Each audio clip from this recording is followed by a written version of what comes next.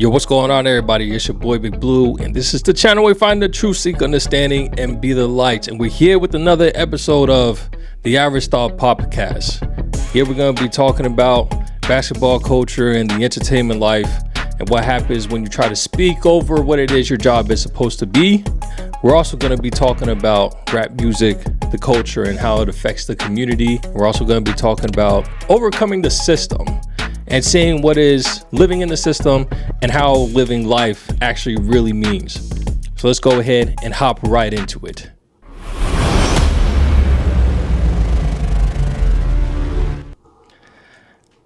All right, y'all. So, of course, I got to bring in a special guest every time when I do these type of podcasts.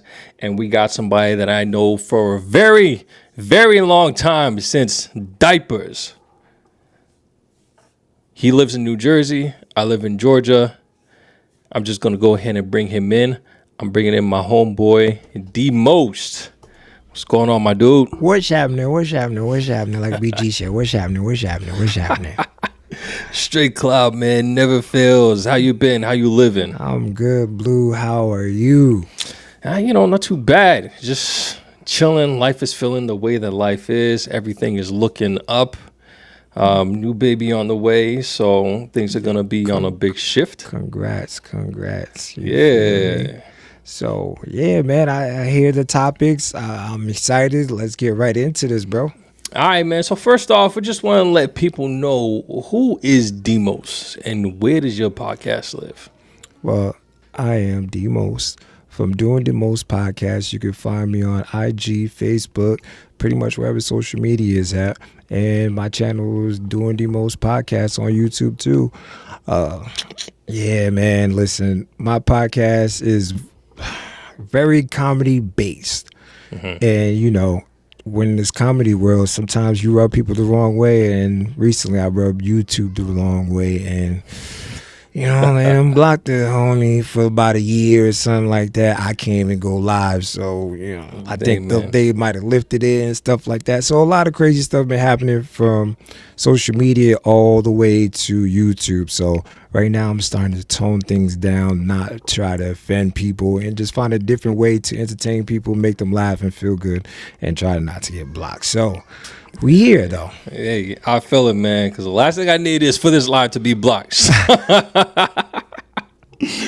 I try to hold my tongue. I try to hold it, man.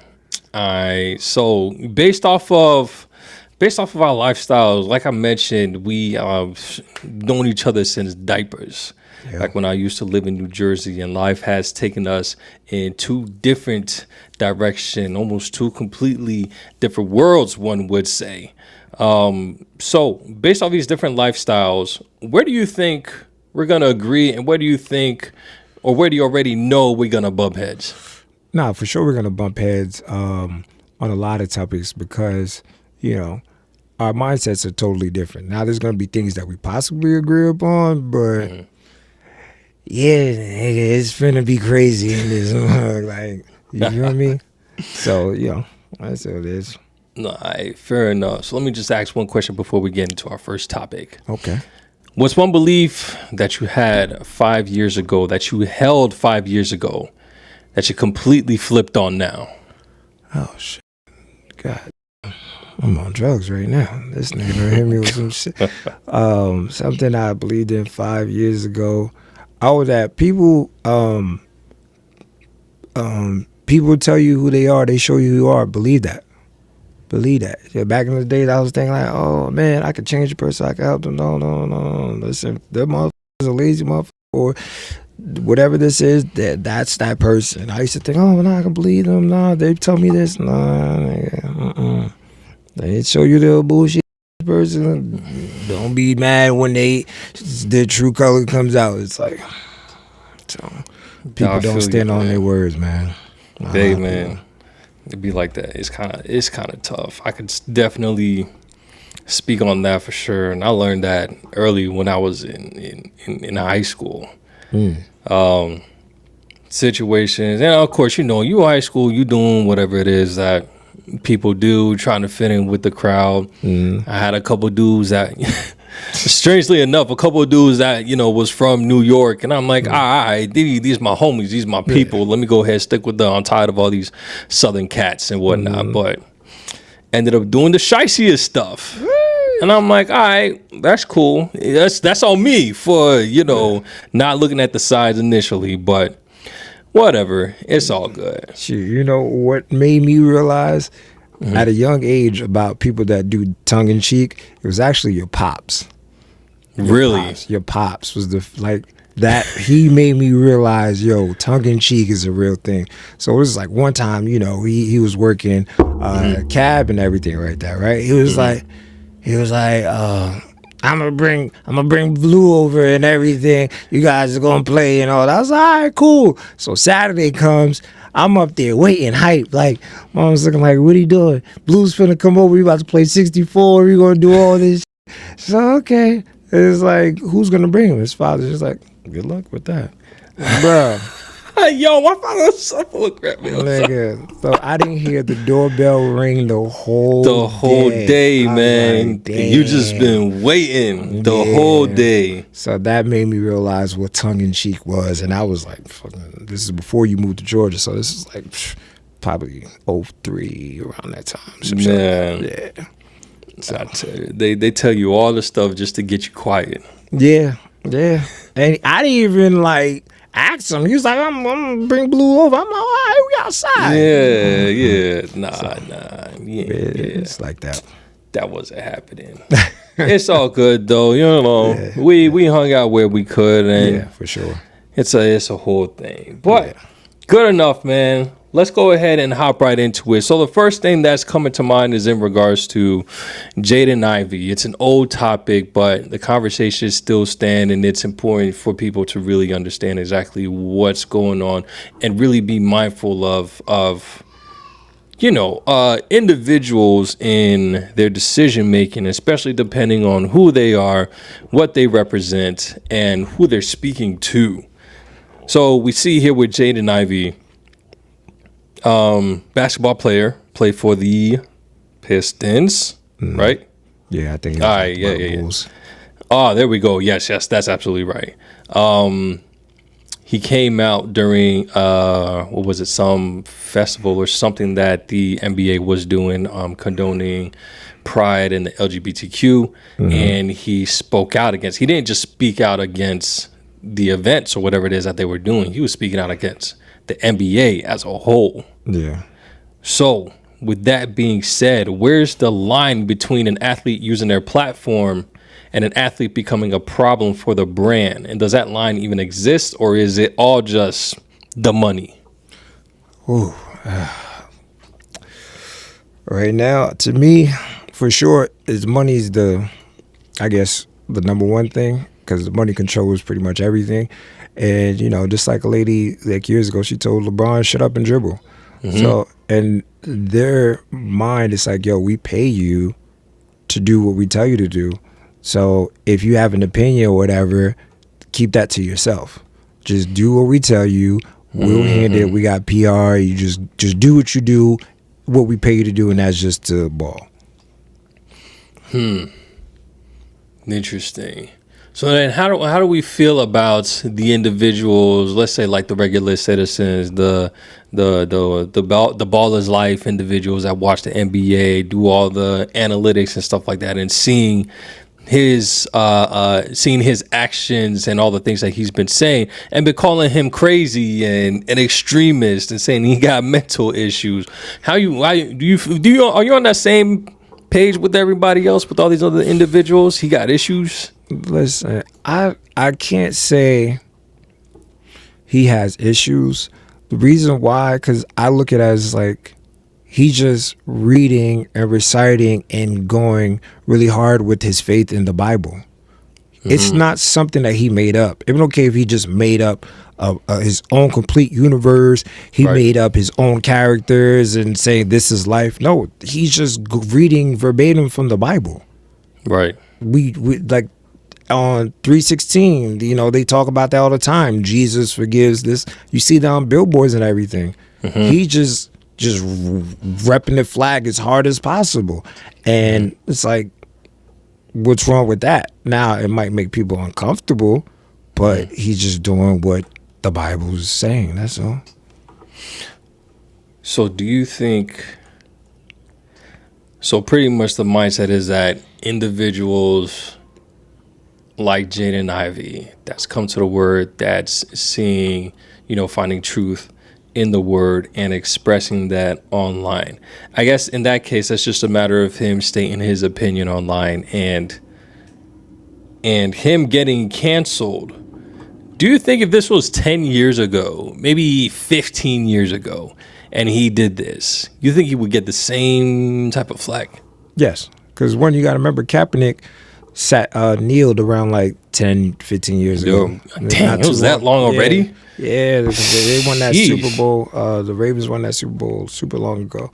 So you got to remember, and that was just him kneeling because, he didn't feel right about what the social justice system was going on, against the African Americans. So, and you got to remember, he didn't kneel on some Army vet told him, hey, to not disrespect us, just take a kneel. An Army vet told him what to do, and then he's getting the flack. Not the Army guy. Yeah. Kaepernick. Now, you got to remember, now speaking of 15 years ago, Mark Jackson, Stephen Curry's ex-coach, the Golden State Warriors ex-coach, you got to remember, Stephen Curry's a hard-body Christian. Yeah. He probably doesn't wave the flag as high, but he lives that lifestyle. Like, I don't party, drink, none of that crazy stuff. Yeah. Mark Jackson, they said he used to play for the Knicks. Shouts out to the Knicks. They're in the finals right now. But Mark Jackson, they said like during practices or after practices, he'll pray. He'll bring the Bible. He'll pray. All that stuff, worship. But I guess that rubbed people the wrong way. And look, he's out of the NBA, blackballed. So it's like, really, we love God, John 3:16, crosses everywhere. But when people are waving the God flag or the Christ or the Bible, you're doing too much. Goodbye. It's like, when it really comes down to it, when it really comes down to the faith, it really determines who's really true about the faith. And I think, it's not I think, I know that a lot of people tend to get that really confused. They think that being Christian or following the faith, following the word is just, honestly, they don't even follow the word. They just got the title. I grew up in the church. I go to church probably just on Sundays. I try to be kind to people because that's what I remember when I was younger. A lot of stuff is what they remember when they were younger, but it's not anything that they're actually actively learning right now. And I feel like that brings up that kind of mindset that, okay, I can go to church, things are happening here and there, and I don't have to. Now, granted, in some cases, you don't have to say anything. Jaden Ivey felt compelled to say something in regards to what was happening with the NBA and the LGBTQ. Even Steph Curry, this may actually not be true, but I just seen something recently, and this is alleged because this may not be true, but it could have possibly happened, where Steph Curry actually said that LGBTQ books shouldn't be taught to kids, or they shouldn't be read to kids. He probably did say that. I wouldn't put that past him because, like I said, he waves the Christian flag, not as high as Jaden Ivey, but he waves it. But it's up there, yeah. Yeah. So I haven't seen that. It probably is out there. I probably got to go do some research. I don't want to come up here and say, well, it's true. And then that's alleged. For anybody that want to go ahead and clip that, I mean, just know facts. I said alleged. It came up, but this is the type of stuff that happens. And the thing is, you even see people that may not even be Christian that say that these books shouldn't be in the schools. But that's not, that's not the main topic. The topic is in regards to being blackballed. So another person that was blackballed that you brought to my attention was Craig Hodges and the Bulls. He won some championship. He got some rings and stuff like that. And he apparently did something that immediately right after got him off. They said, bro, take this guy off of this league. We don't need him here. Yeah. And the crazy thing is, it wasn't even in regards to like anything Christianity wise. He was actually defending the culture, and he was actually Muslim. I believe, he was Muslim. He went up to the White House in his dashiki, in his all-white dashiki, and then he wrote a note to the president asking, just trying to help uplift the black people and, just asking for a favor. Yeah.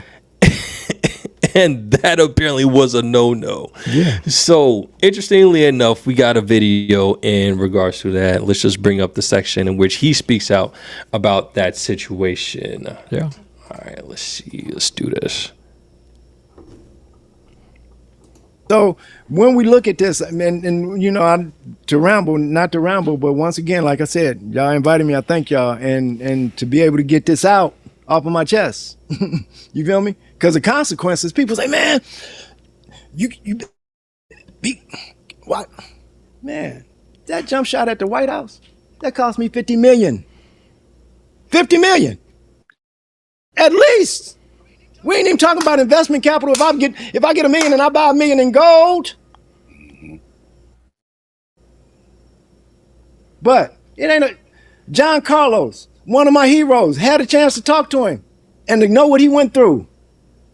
Wife, so despondent,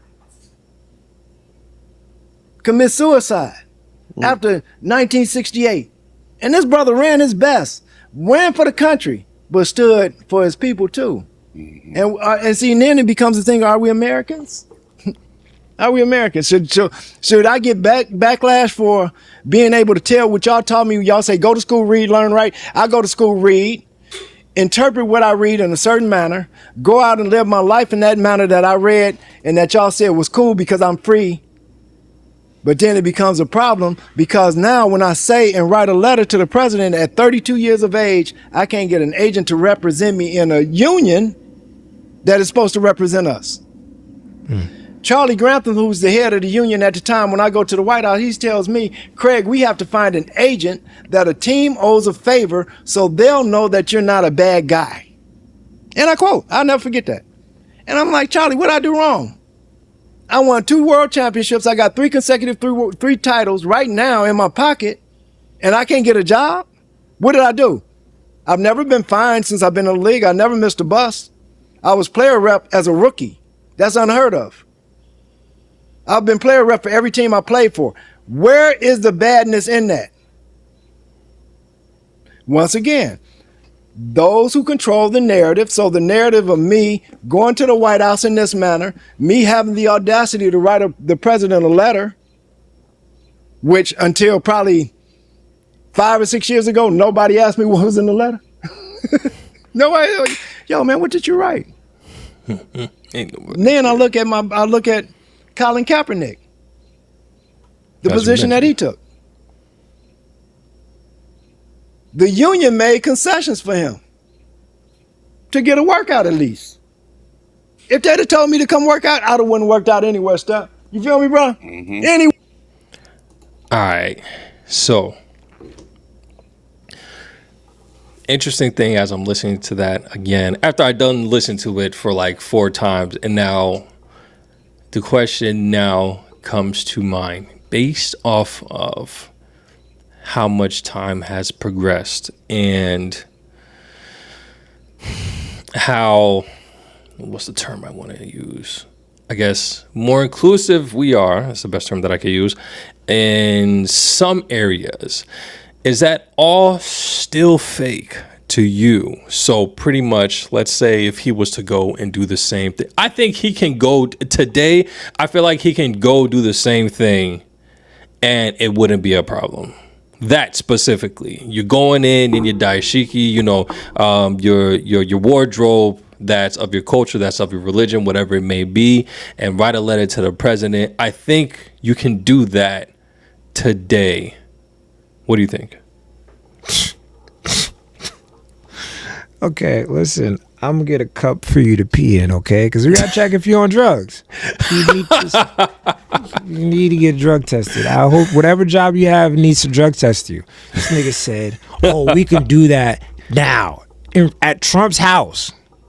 You just said a Muslim guy can go to... well, I mean, okay. Do you see what's going on? All right, okay.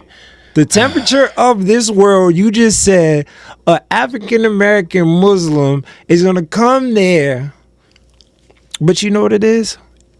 Mm-hmm. I see what you're saying it possibly can happen because Trump sometimes just don't give a F. Right. Sometimes you just say, all right, yo, you Muslim, whatever. Come on. Whatever backlash is about to come our way, we going to handle it together. So he would say that. I'm playing a little devil's advocate because sometimes you don't know what Trump we going to get. You're absolutely right. So I don't know, Trump. I don't know. But his administration, okay, so you actually did bring a great point that I didn't even think about. Trump, I'm like thinking Trump, if it was the other administration, okay, cool. But like with Trump's current administration, like you said, the climate, everybody in the office, probably besides Trump, would have been looking crazy. You are absolutely right. And that was an undersight on my part. Yeah. And you know Trump, he be like, this is my guy. He's Muslim. He's black. I love he's Muslim and black. This the dashiki is a dashiki. I think there's a girl named Dashiki. This is a very good material. I love it. I love him. Give him the ball. Give him the ball. Let him shoot it because he's a professional shooter. I love shooters. You know what I mean? He'd probably say something like that. You feel me? So it's Trump. So interesting. So, with that being said, on the flip side, Jaden Ivey back then, if he was to say the same things in regards to the LGBTQ and like anything, because that wasn't even a thing back then. You said it. I was going to say it wasn't a thing back then. So he would have been a little. You know what? How about this? Mm-hmm. Buji Bantan, on his song Boom Bye Bye, he said, boom bye bye, been the Banty boy dead. I would hear the song. I listen to reggae music. You know, I be around the Jamaicans, the Pasa Pasa. That's why I call it the Pasa Pasa music, but it's called reggae. But yeah, I didn't really understand it. I thought it was just an intro. But he's talking about killing homosexuals, and he's getting that from the Bible. Which is intense because wait, and then you got to remember he didn't get blackballed. He got blackballed a little bit because he was coming up. You know who got blackballed? Shabba Ranks, because he agreed with it on TV. I think it was in like New England, not New England. It was in London or something like that. So he agreed with the lyrics, like, "Hey, but this is what the Bible says." And then he got blackballed.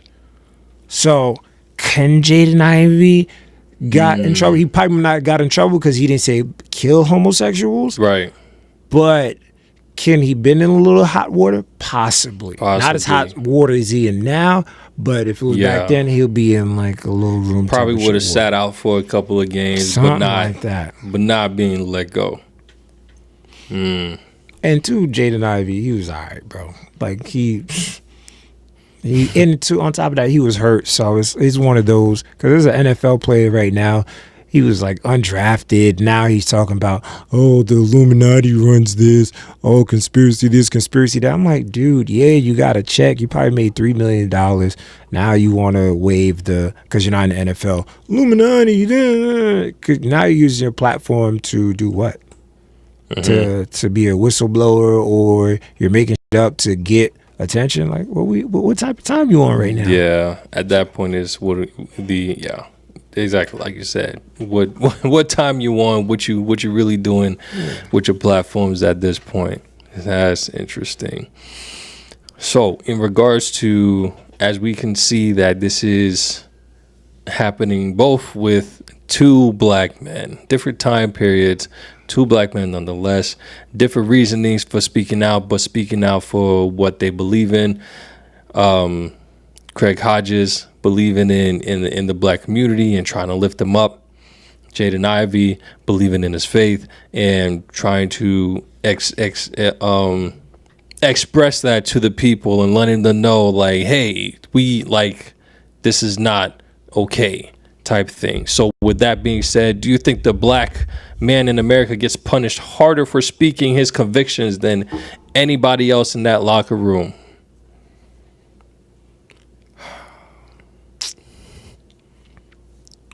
I think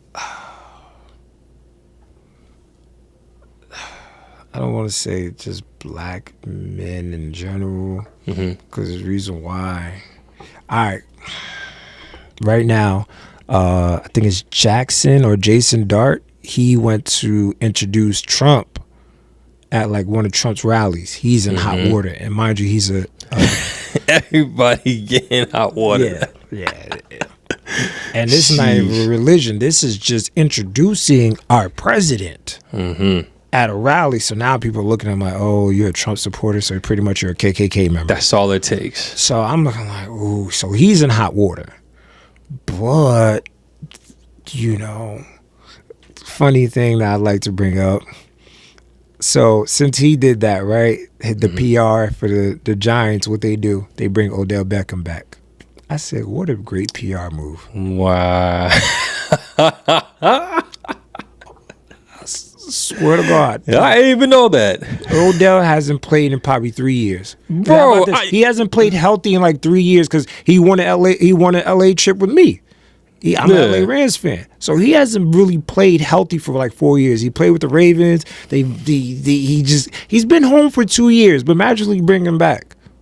I'm like, this is PR. This is PR. I know politics. This is PR. This is to calm everybody down. Like, listen, we suck as a team. Listen, our quarterback probably did some weird. But here's Odell Beckham. Here's a gift. Forgive us now. Forgive him. Forgive us. Don't worry about it. We have our old friend and we got some new people here. We're going to go far. Man, actually, if people heard about anybody care about that Dart anymore. Swept under the rug. So, like I said, is it harder when black people do something? Yeah, they push it harder. They push it much harder, bro. And I guess it sucks. It sucks because, like I said, you know, when African Americans do something, man, they put it on the regular news and all over ESPN. It's all over everywhere. That whole the Dart situation, I don't even think it lasted a day on ESPN. Yep. It was probably talked about for like 8 seconds, but if it was a black person, like the Jaylen Brown situation, when he was just talking about this is my best year, I believe, I'm getting a little bit off topic, but it's real quick. The reason why I say why he said it's his best year, it's not because his dude was hurt. Because one, his team wasn't expected to go nowhere. I thought there was going to be like the 6th seed, anywhere playing around that area. So now his homeboy got injured. They traded a whole bunch of people. I didn't believe they were going to go anywhere. For him to be the top 4 in the East, yeah. That's his best year because no one believed him. The coaching staff probably didn't believe him. The owners didn't believe to keep this team together. And for him to carry the team on her back and actually go somewhere, yeah, he might have got bounced out, but nigga, go strip your championship team and see how far you could go. So that's why I believe he said this is his best year.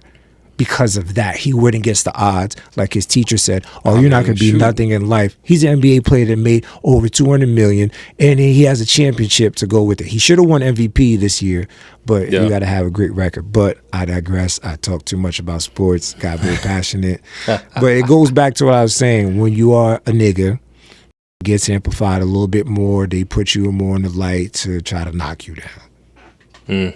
Yeah, that's definitely true. I can definitely attest to that. As much flack as I give the African American, that part is true.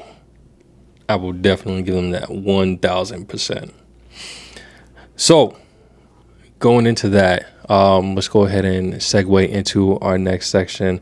And for anybody that is here live with us on the YouTube, go ahead and hit that like button so that this can be pushed out to other people so that other people can see this thing. And not only that, if you're following on IG, go ahead and join us on YouTube, because last I checked, this IG live is only going to last for an hour. So we don't want you to get cut off and fall out in the conversation. Yeah. So let's go ahead and get to the next thing. Then this is going to be interesting, because it's talking in regards for the black community and the situations that we got going on right now. So this is going to be in regards to rap music, culture, and the community. So let's go ahead and check this out. Let's see where we at. As people said it's not the black culture, let me tell you what the black culture music promotes. Sex, lust, killing each other, murder. They actually put it in their song that they killed somebody. Talk about robbery, beating cases, shooting people, taking money, making money, scamming, being promiscuous, being a baby mama, sleeping around. The music of the black culture is sex, sin, violence, killing, baby mamas, scammers. You guys how are we not aware, since people said it's not the black? All right, so that was pretty much the gist of that was pretty much the gist of that video. Okay. What do you mean? And before you say anything, I want to say that it is not all black music, and it is not all the black culture, first and foremost. But I definitely see her point. What you got? Okay. So when it comes to what she's saying, I get it. Mm-hmm. I get it, right? Because this is one of those topics that I had on my show, Doing the Most podcast. Mm-hmm. But the topic was, the music, the culture. Yes, we have, that is in our ears a lot, our culture, or just African American music, black music, whatever. It's there, it's popularized, it's mainstream. Mm-hmm. That system that these kids implement in their music, that didn't come from them. That was taught. Then it got taught, now it became reality. So it sucks that they're going through murders and robbing. They're in survival mode. Okay. You gotta remember, and then I always tell people, like, in the 70s, late 80s, when Scarface came out, I didn't hear a hip hop song in that song, that thing. It was disco music. But what were they doing? Robbing, killing, drugs. I didn't see Future in there. I didn't hear Eazy-E in there. So the movie Godfather, I didn't see Jay-Z in there.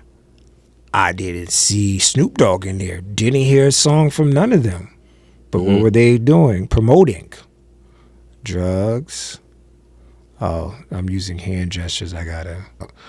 I'm about to say, I ain't seen nothing what you're talking about. It says, but yeah. So you have all of these stuff that were promoted in the movies, but now y'all want to talk about, oh, look at the songs. Now let me bring it back here, right?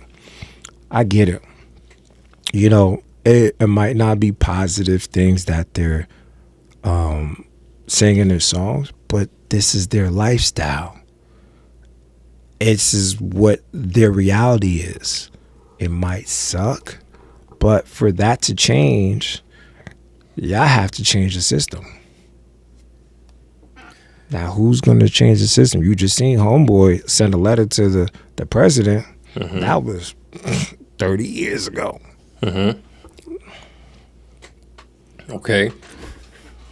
So with that being said, would you say that the rap music does affect the youth? I believe so. A lot of things have, I believe so. Do you think growing up, because, you already know the household that I lived in. It wasn't Oh, Jesus. no rap music or nothing like that. If I listened to anything rap, it was because Shirley had it on the radio when we was driving out and my mom wasn't there. Yeah. Or, my parents were home and then she was listening to VH1 or MTV or something like that. And I'm listening to Usher Baby back in the back in the Mo days and, Jada Kiss and all that stuff. And I would hear rap every once in a while. And then it wasn't till... So I would be listening to those, not really soft raps, but the raps that were allowed. The top songs. Of course, they were. They weren't the explicit versions on the radio. If it was on the radio, then I heard it. That was the only place that I heard it. I didn't own any CDs of Jay-Z, nothing like that. So if it wasn't on the radio, I didn't hear the rest of the album. So I didn't know what was going on. That really didn't happen until I moved to Georgia, got introduced to LimeWire, and then able to actually hear, okay, there's more. You don't know about LimeWire. I don't know what you're talking about. You don't know nothing. You haven't heard, seen nothing. I don't know about no lie. So with that in mind, as I got older, I did started to hear, more rap music, obviously, and that became, stuff that was in my ear on the day to day. I was listening to that more than I was listening to Christian music when I was in high school, even though I didn't really do anything. Mm-hmm. It's interesting because when I was in high school, my senior year, I ended up, I was growing in my faith to a degree, and I recall, you remember when it was, I think it was my junior year, was when I got baptized, and come my senior year, I really started listening to music for the lyrics. Mm-hmm. And once I started hearing the songs and hearing the lyrics, everything that this woman was saying was in those songs, I stopped listening to those songs. Okay. I stopped listening to them because it was, like she was saying, it was all negative to me. Things that I didn't want to, be putting in my ears, to the point where I was listening to the instrumentals, because that's really what I like, was the instrumentals for the most part. And then as I'm listening to the raps and I'm, saying the lyrics and stuff like that, I hit that point where I'm like, hold on, what am I saying right now? I'm sitting here talking about, messing around with homeboy's girl and stuff like that. And meanwhile, homeboy just messed with my girl. Like, what am I doing? Yeah. So I started to switch up, listening to instrumentals, and then started to get back into listening to gospel music, but then going into what I was saying before, just because it's just because we're talking about black culture and black music doesn't mean that it's all black culture and black music. Once I got to college, a lot of what I listened to was like Lupe Fiasco, some of Kanye, J. Cole, depending on the song, of course, Kendrick. I was on that vibe, and I was very selective on the songs. If the song was like saying too much, then I really didn't listen to those.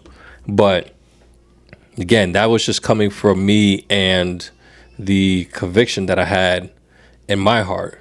And the last point that I wanted to bring up, which was actually interesting, because as you know, I'm heavy in the church.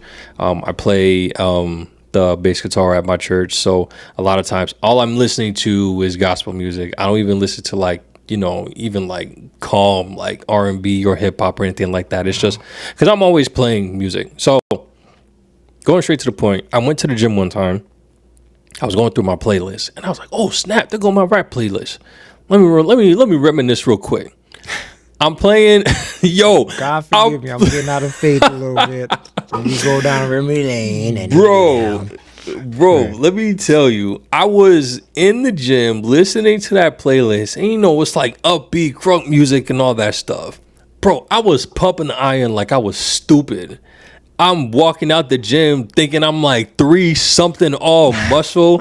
And then next thing I know, I'm going down the highway still listening to the music and I'm speeding and I'm like not even thinking about it. And I'm like, okay, hold on. Wait a second. Not you blaming music for you speeding. That's wild. Yo, bro, it was weird. It was weird, and I didn't know what that feeling was. And the thing is, those songs weren't even too heavy on the stuff that she was mentioning, the drugs, the sex, and all that. But like, there was a adrenaline rush that I felt listening to that music, and I'm like, I need to calm down just a bit. Some people feed off of that. Some people, need that to go through their workouts or need that to go through their days.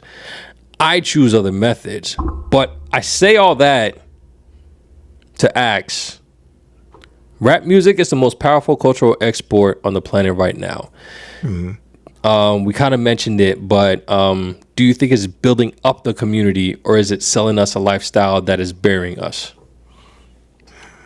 Damn, that's a double-edged sword right there. Because it builds us and it brings us to, as you said, to our detrimental. Because you gotta remember, it builds people up. Because not every, like Meek Mill says his song's inspirational. Like they say Future is one of the most gangsters. Not like it's the most inspirational something type of music. Andre 3000 said it. You know. Yeah, it's a lifestyle, but you gotta remember they're talking about they got out of the gutter, just like in Batman. Right. With Bane, that little girl that got out of the crab in the barrel situation. Okay. So people like don't know. No, let me bring a little bit back. When you say you was pumped up and everything, it's the beats per minute because I DJ, and the beats per minute, that's your heart rate.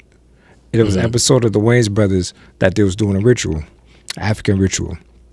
There was beat. I remember that one. Yeah, it was his birthday. They cut the leather out of Marlon's jacket to make the drum for he could keep his heart. And if the drum stopped, his heart stopped. So you weren't. You could have played the instrumental. You since the beats per minute was high, your adrenaline's up. You feel me? So in church, a lot of church music are slow songs. Marvin Sapp and all that. But Kirk Franklin had those high BPM songs. All them chunks got you energized. You could. I went to clubs and niggas played Kirk Franklin just to get that upbeat that he got on. Just think about it. Kirk Franklin was accepted in the club, which is. I have my quarrels with Kirk. Well, see, go ahead. Listen. Kirk Franklin is still part of this earth. He still has human experiences. He still feels the way he does his thing. Yeah, I remember he cursed out his son.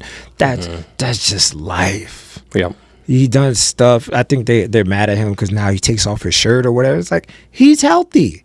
He wants to. He wears a tight shirt because he's in the gym. He's not like Marvin Sapp, TD Jakes, out of shape. There was a big light-skinned singer. Like, he's not like them. He says, listen, it's like he's peacocking.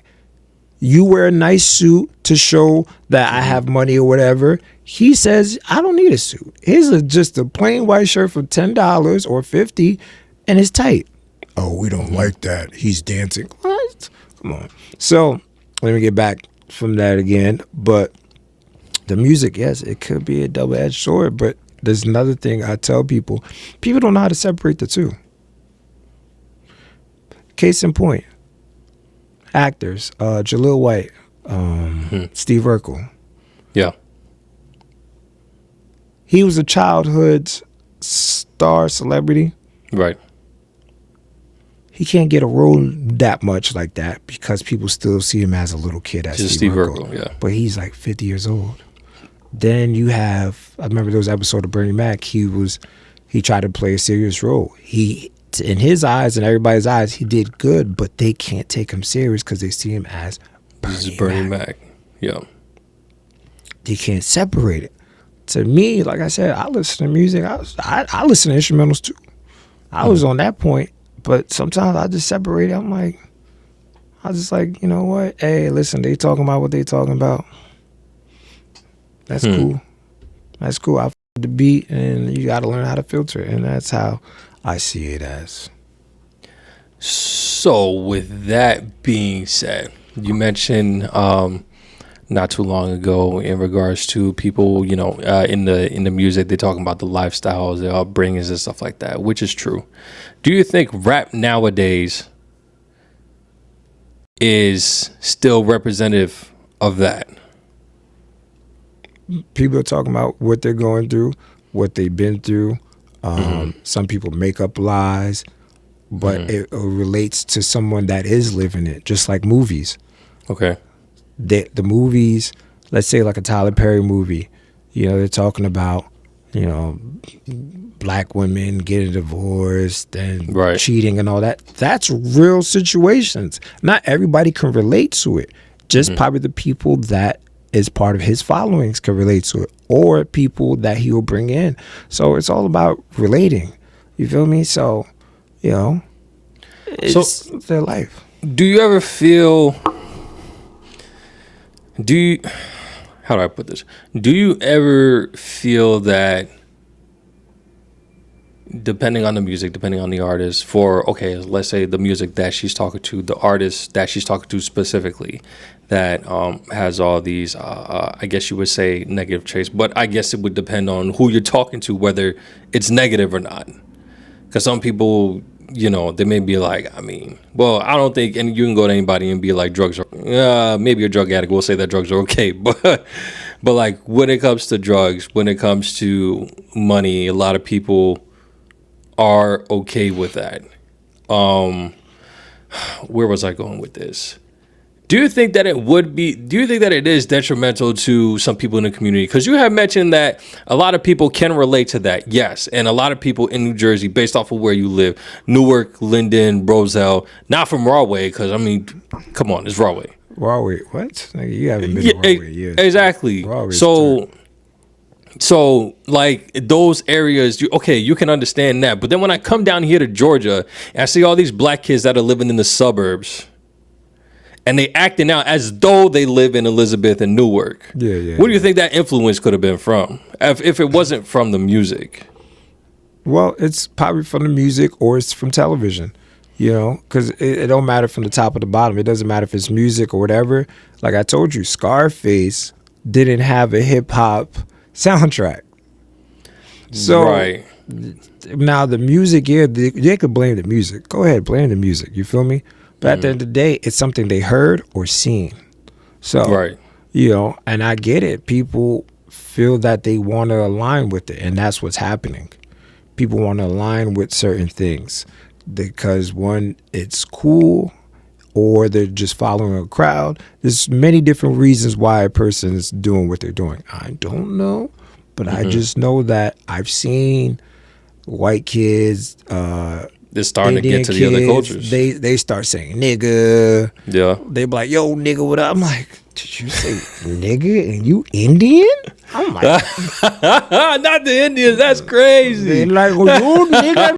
I'm like, Oh my gosh, man. I seen white people, you know, say nigga, but then when you start seeing like then you see like the Russians type of people, then you start seeing the Indians. It shocks Jersey. you. It shocks you how many people say nigga. You shocks you how many people love being, I guess you could say the culture, but whatever. They just love.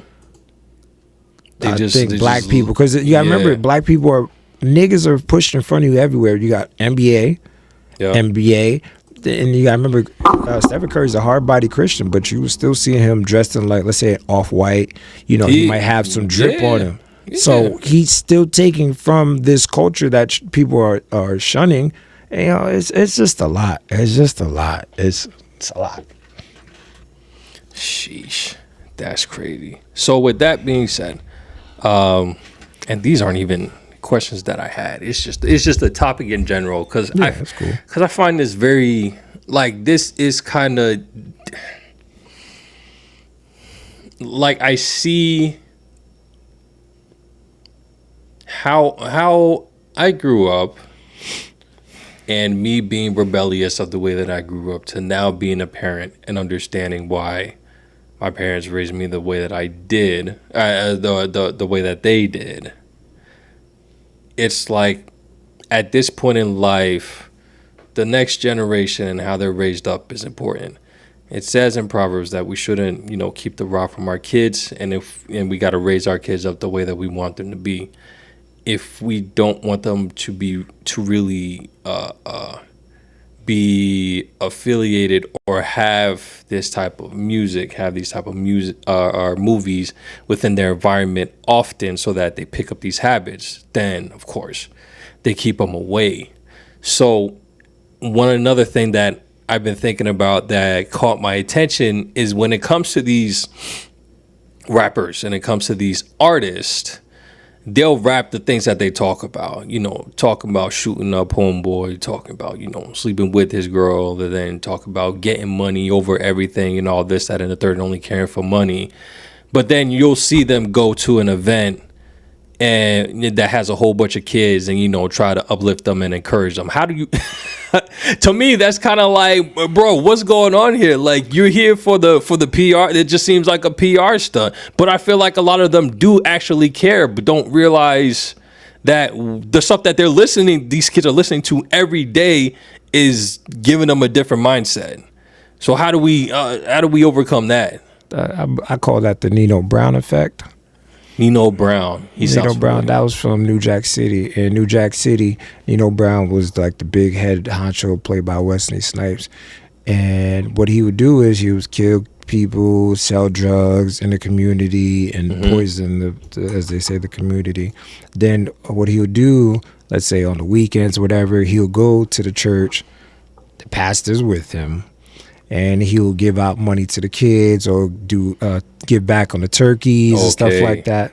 So, but you got to remember, like I said, politicians, everybody does this shit, bro.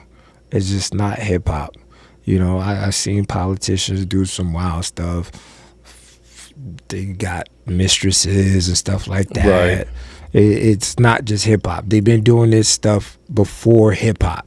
Right. It's just hip hop. It's just they put it in their music now. They're like, well, look, they're doing it. Blame them. It's like they were doing. Hip hop is 50 years old. Hitler, when he was killing people, was he listening to The Game? Was he listening to Lil Wayne? Them niggas wasn't even born yet. So at the end of the day, yeah, I get it. Like, y'all could blame hip hop for a lot, but come on, bro, they got it from somewhere. This mindset didn't just appear. You feel me? Okay. I respect it. Let's see. All right. So then, in your opinion, who's really responsible for what gets pushed? The artist making it, the labels funding it, or us for streaming it? All three. Everybody gets blamed. All three. Everybody gets blamed. Yeah, everybody gets blamed. Everybody gets blamed. Because at the end of the day, they're talking about, what they experience and who possibly made that. Probably people losing jobs back in those days in the 70s and 80s, causing these people to not have a father in their life or a mother. Shouts out to Ronald Reagan. If you ever watched that documentary was super powerful.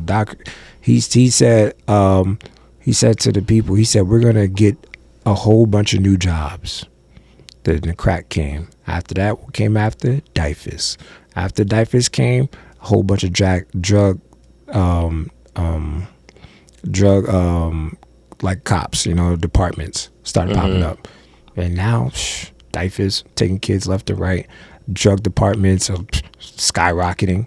So Ronald Reagan said he's going to give a lot of people jobs, and he did it. So who can we blame? Who can we blame?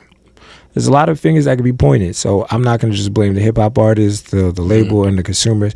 Everybody gets to blame. No one can point fingers like this. Everybody gets to blame. Gotcha. All right. So, moving that, can you separate and be for real?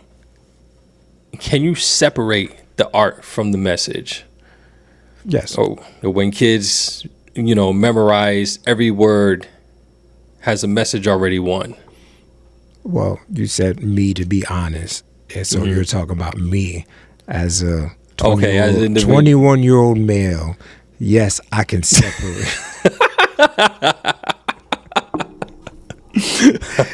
So I don't like how you laughing.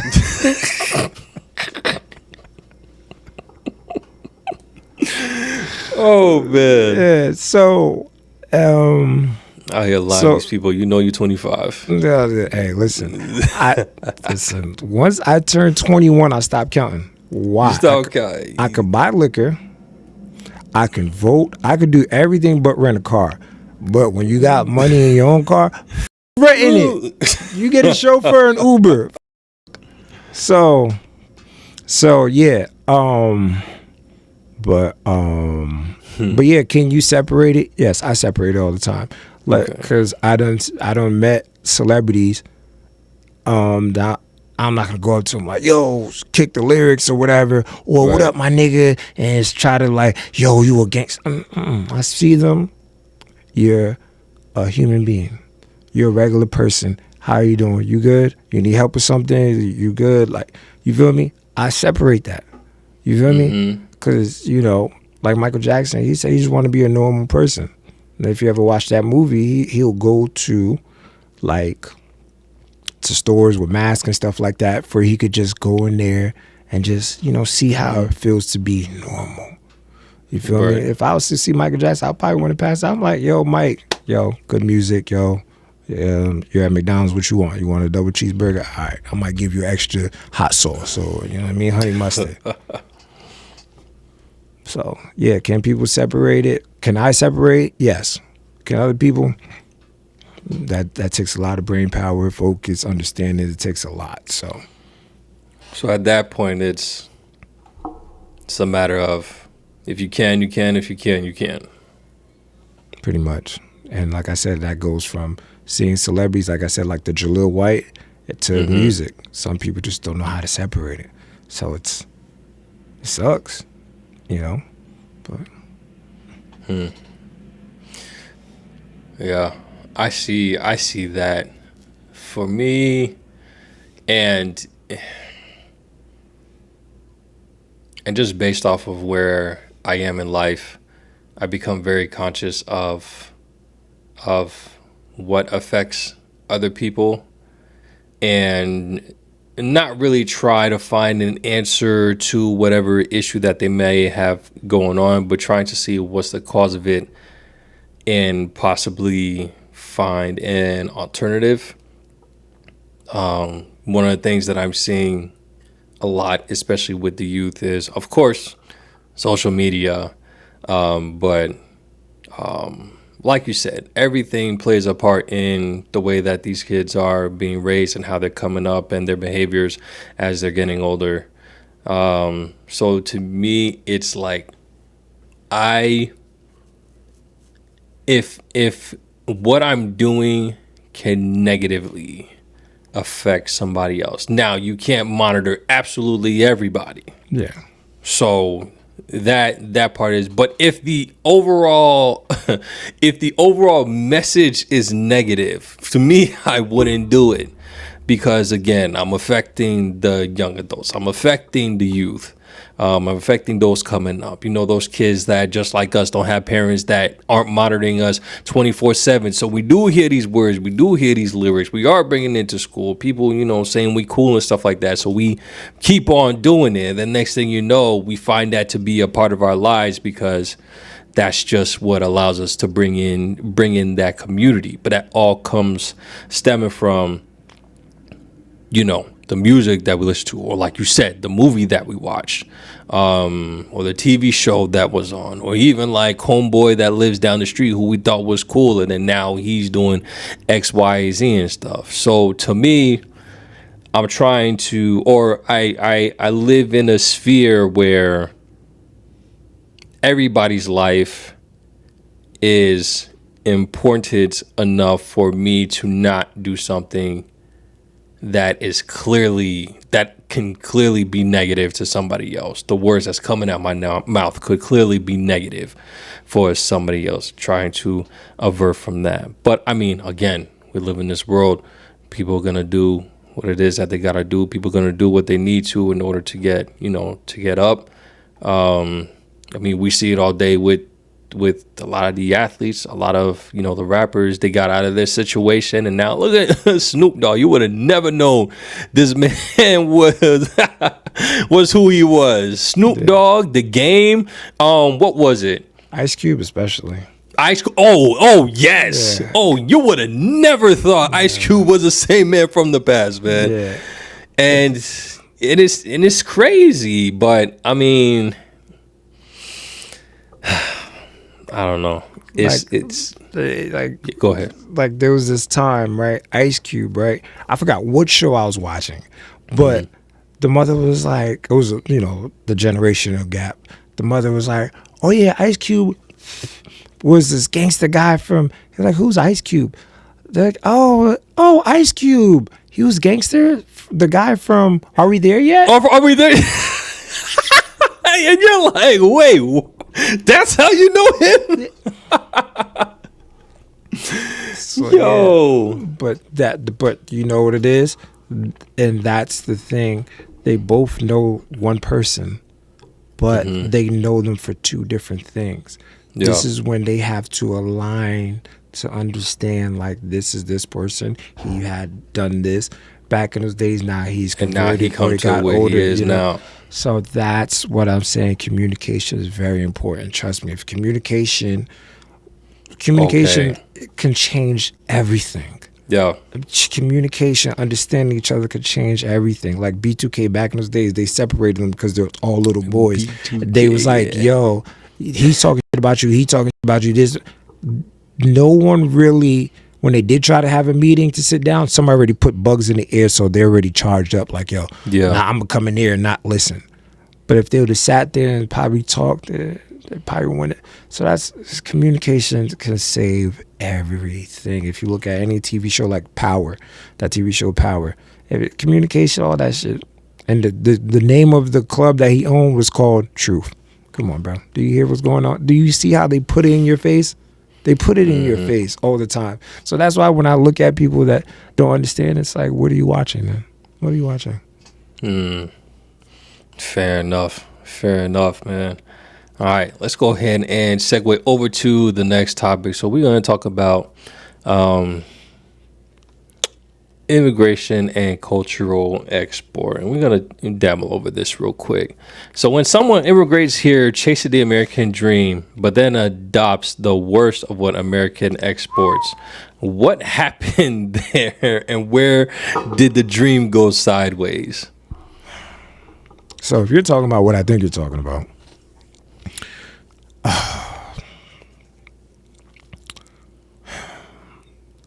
immigrants come here, then they adopt a mindset that was fed to them.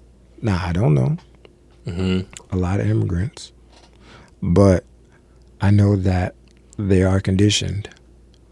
I seen on Godfrey's podcast, he had like some Chinese guy, Taiwan, all these people, and there's other people that can relate to this. When they come from a different country, wherever they land, they tell you black people are this, they this, they little niggas. And then they tell you to praise this type of ethnicity, the Caucasians. And you see that all the time. And it happens. So when they come here to this country, oh, yeah, disrespect the blacks or whatever. And honestly, to me, I go to the Chicken Shack. The Chicken Shack is ran predominantly by... No, I'm for the Chicken Shack.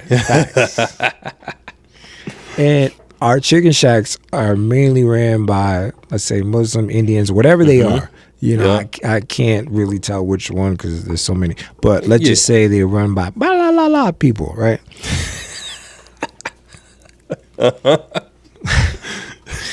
Taliban, whatever you want to call them, right? It's predominantly ran by them. And I know by the Chicken Shacks that that are in the surrounding cities, they're cool with the niggas. Okay. They must have been taught, yo, if you disrespect them, they could possibly attack you, harm you, make your life a living hell. Mm-hmm. But when you see in certain different neighborhoods, you see these Chinese people yes, niggas do be saying some wild shit. Like, I remember one nigga was like, yo, give me fucking duck sauce. He's like, you know, fuck you. You know, I'm like, really? Why are you cursing out a dude that's doing your food? He might spit on it, he might kick it, he might do dumb shit. So that person's mindset is stupid. But what I'm telling you is, when these people do come to this country, at 98% of the chance to get programmed, someone tells them, yo, be careful, black people will still rob this, that, and that. I'm like, really? Mm-hmm. They will, but everybody. There's a bad apple in every race. In every race. Yeah. Every culture. There's a bad apple everywhere. So yes, they are, yes, people, when they come here, they do adopt that. Oh, white people, I love you. So. Huh. All right. So does America export its best to the world, or is it most profitable? And is there a difference? Do they export what's more profit? It's both. It's both, because that's what the Olympics are. It's our best of our best.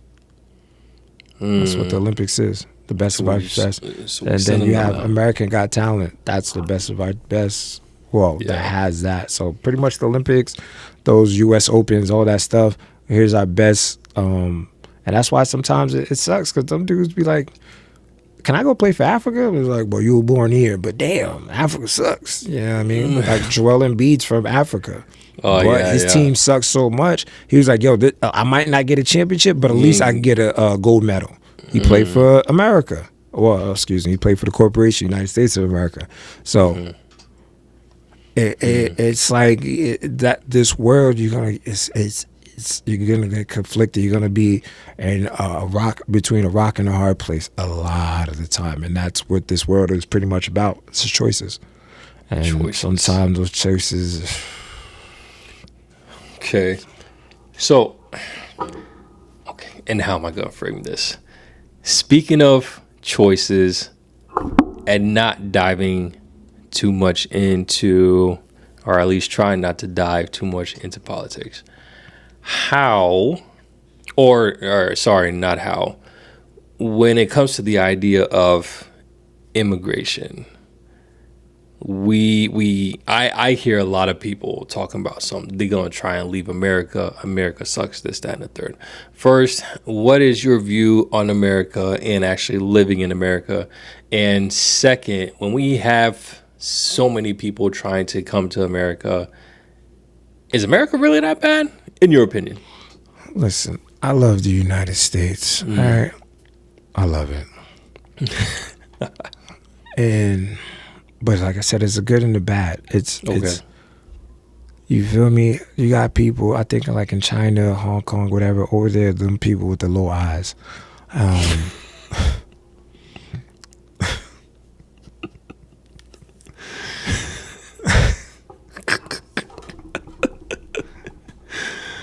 Oh man. And go ahead. You see it. Those people over there, their mindset or how their system runs like this. Mm-hmm. Whoever, like say the Ying family, the Bing Bing family, and the Jing Chong family, those are the richest families there. If you're not those three families, you're poor. You're going to be a worker your whole life, your kids. Before you have another kid, let's just think 4 years down the line, they're going to be what you are. Mm-hmm. Then if you go to different countries like India and all that's pretty much the same thing too. Whoever's the top family. But when you come to this country, you could be broke. You could have $6 in your pocket. Tomorrow you could have $7 million. Yeah. So that's why people rush over here. Because they're like, yo, it's pretty much luck, lottery, whatever you want to call it. You can get that money, then go back to your country. That's what a lot of people are doing, and that's what Trump is not wanting. He said, yeah, we print the money like a mother. But we don't like y'all doing that without. Trump wants y'all to pay taxes. Right. Trump wants his money. He wants your social security number. He wants your taxes. He wants you to put back in the system. Right. And that's what people don't like, because the way he's going about it is very different. It's like he's ripping the Band-Aid off. Yeah. While other presidents probably, let me just peel it off. Yeah, slowly. Oh, we're taking off a little. Oh, it hurts. Okay, we'll try again tomorrow. Come on, man. Bush Jr. was with no bro. If niggas, somebody said something to George W. Bush, go get him. Go get him. I'm telling you, George W. Bush, if he was now, he would have been like a Trump too. He would have been like a Trump. Like, he was that aggressive. He didn't take no. I don't think. Yeah, I don't. Yeah, man, but come on, man. People will tell you who Bush was. All the presidents are really cutthroat. Like, you know what I mean? Like, yo, they don't F around. So, listen. I'm gonna say something that's gonna explode, right? All right, I'm here for the highlights. We had an hour and 12 minutes, so we're gonna clip this clip, right? This was like 3 minutes before we got it, but still. Trump, right? Mm-hmm. Now, let me put a disclaimer.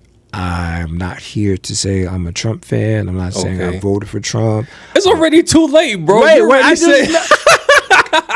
didn't say I You already know it's already too late. But go ahead. Listen, go ahead. I'm one of those. I call it how I see it. You call it how you see it. Yeah. So that doesn't mean I align with the person. It's just right. I just call a spades a spades. Excuse me. So, case in point, back in those days, how many Donald Trump was in? I think Home Alone 2. Yeah. Donald Trump was Vince McMahon's best friend. Yep. Donald Trump had a big hotel. Everybody went to go visit. Everybody was there. Then you had he had a TV show that everybody wanted to be on, The Apprentice and all that. Yep. Then you have the hip hop. Yo, I want to be like Donald Trump. Oh yeah, who was that did that? There's so many people. There's a Ray Sherman song, Up Like Donald Trump. Yeah.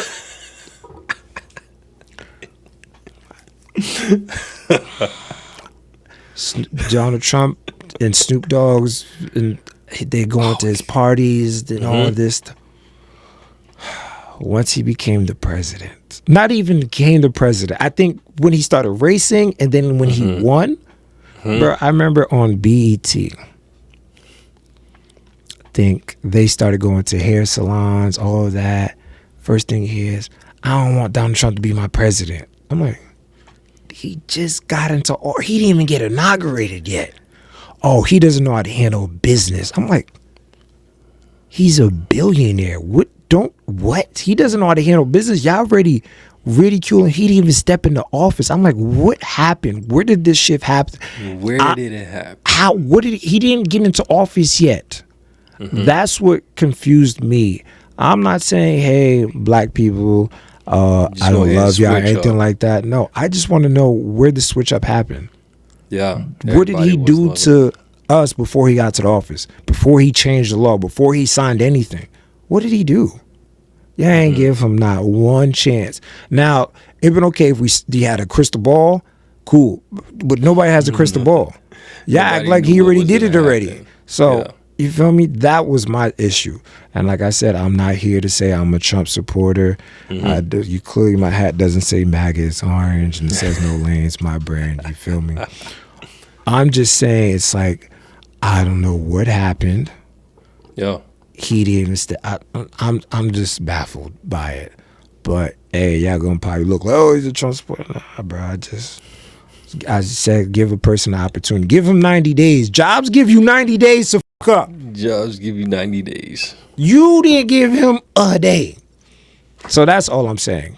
Not here to support Trump. I'm not Jason Dax or Kanye West. You ain't gonna see me come out the Oval Office like, whoa, where did the cameras come from on some Steve Harvey when they got out the elevator? Whoa. he was catching niggas left and right like that. Niggas got out there. He was like, yeah, this is my black friend. He was like, they caught me with Trump. Like, wait. but yeah.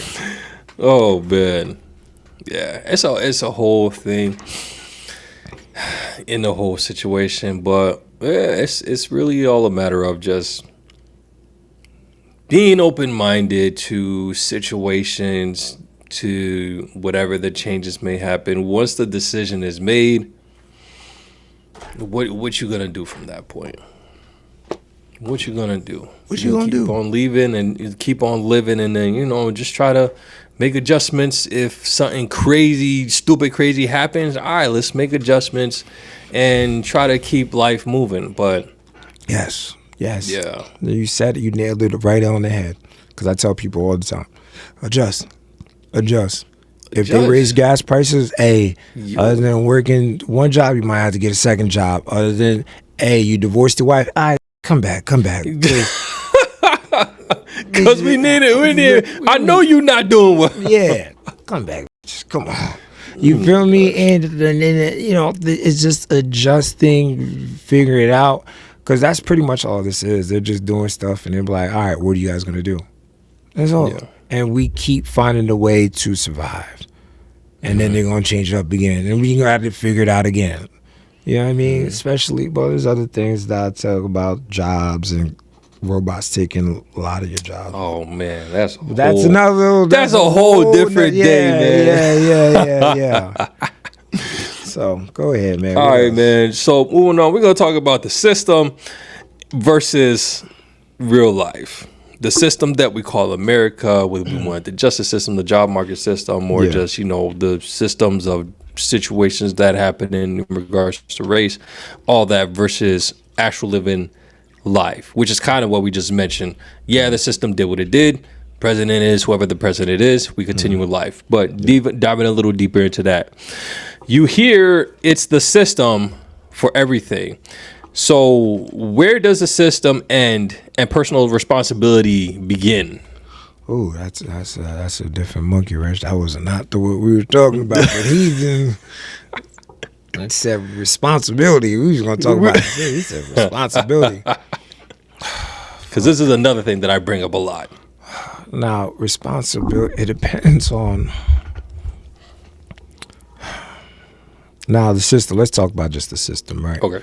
The system is more of, go to school, then get a job and all that stuff, be good,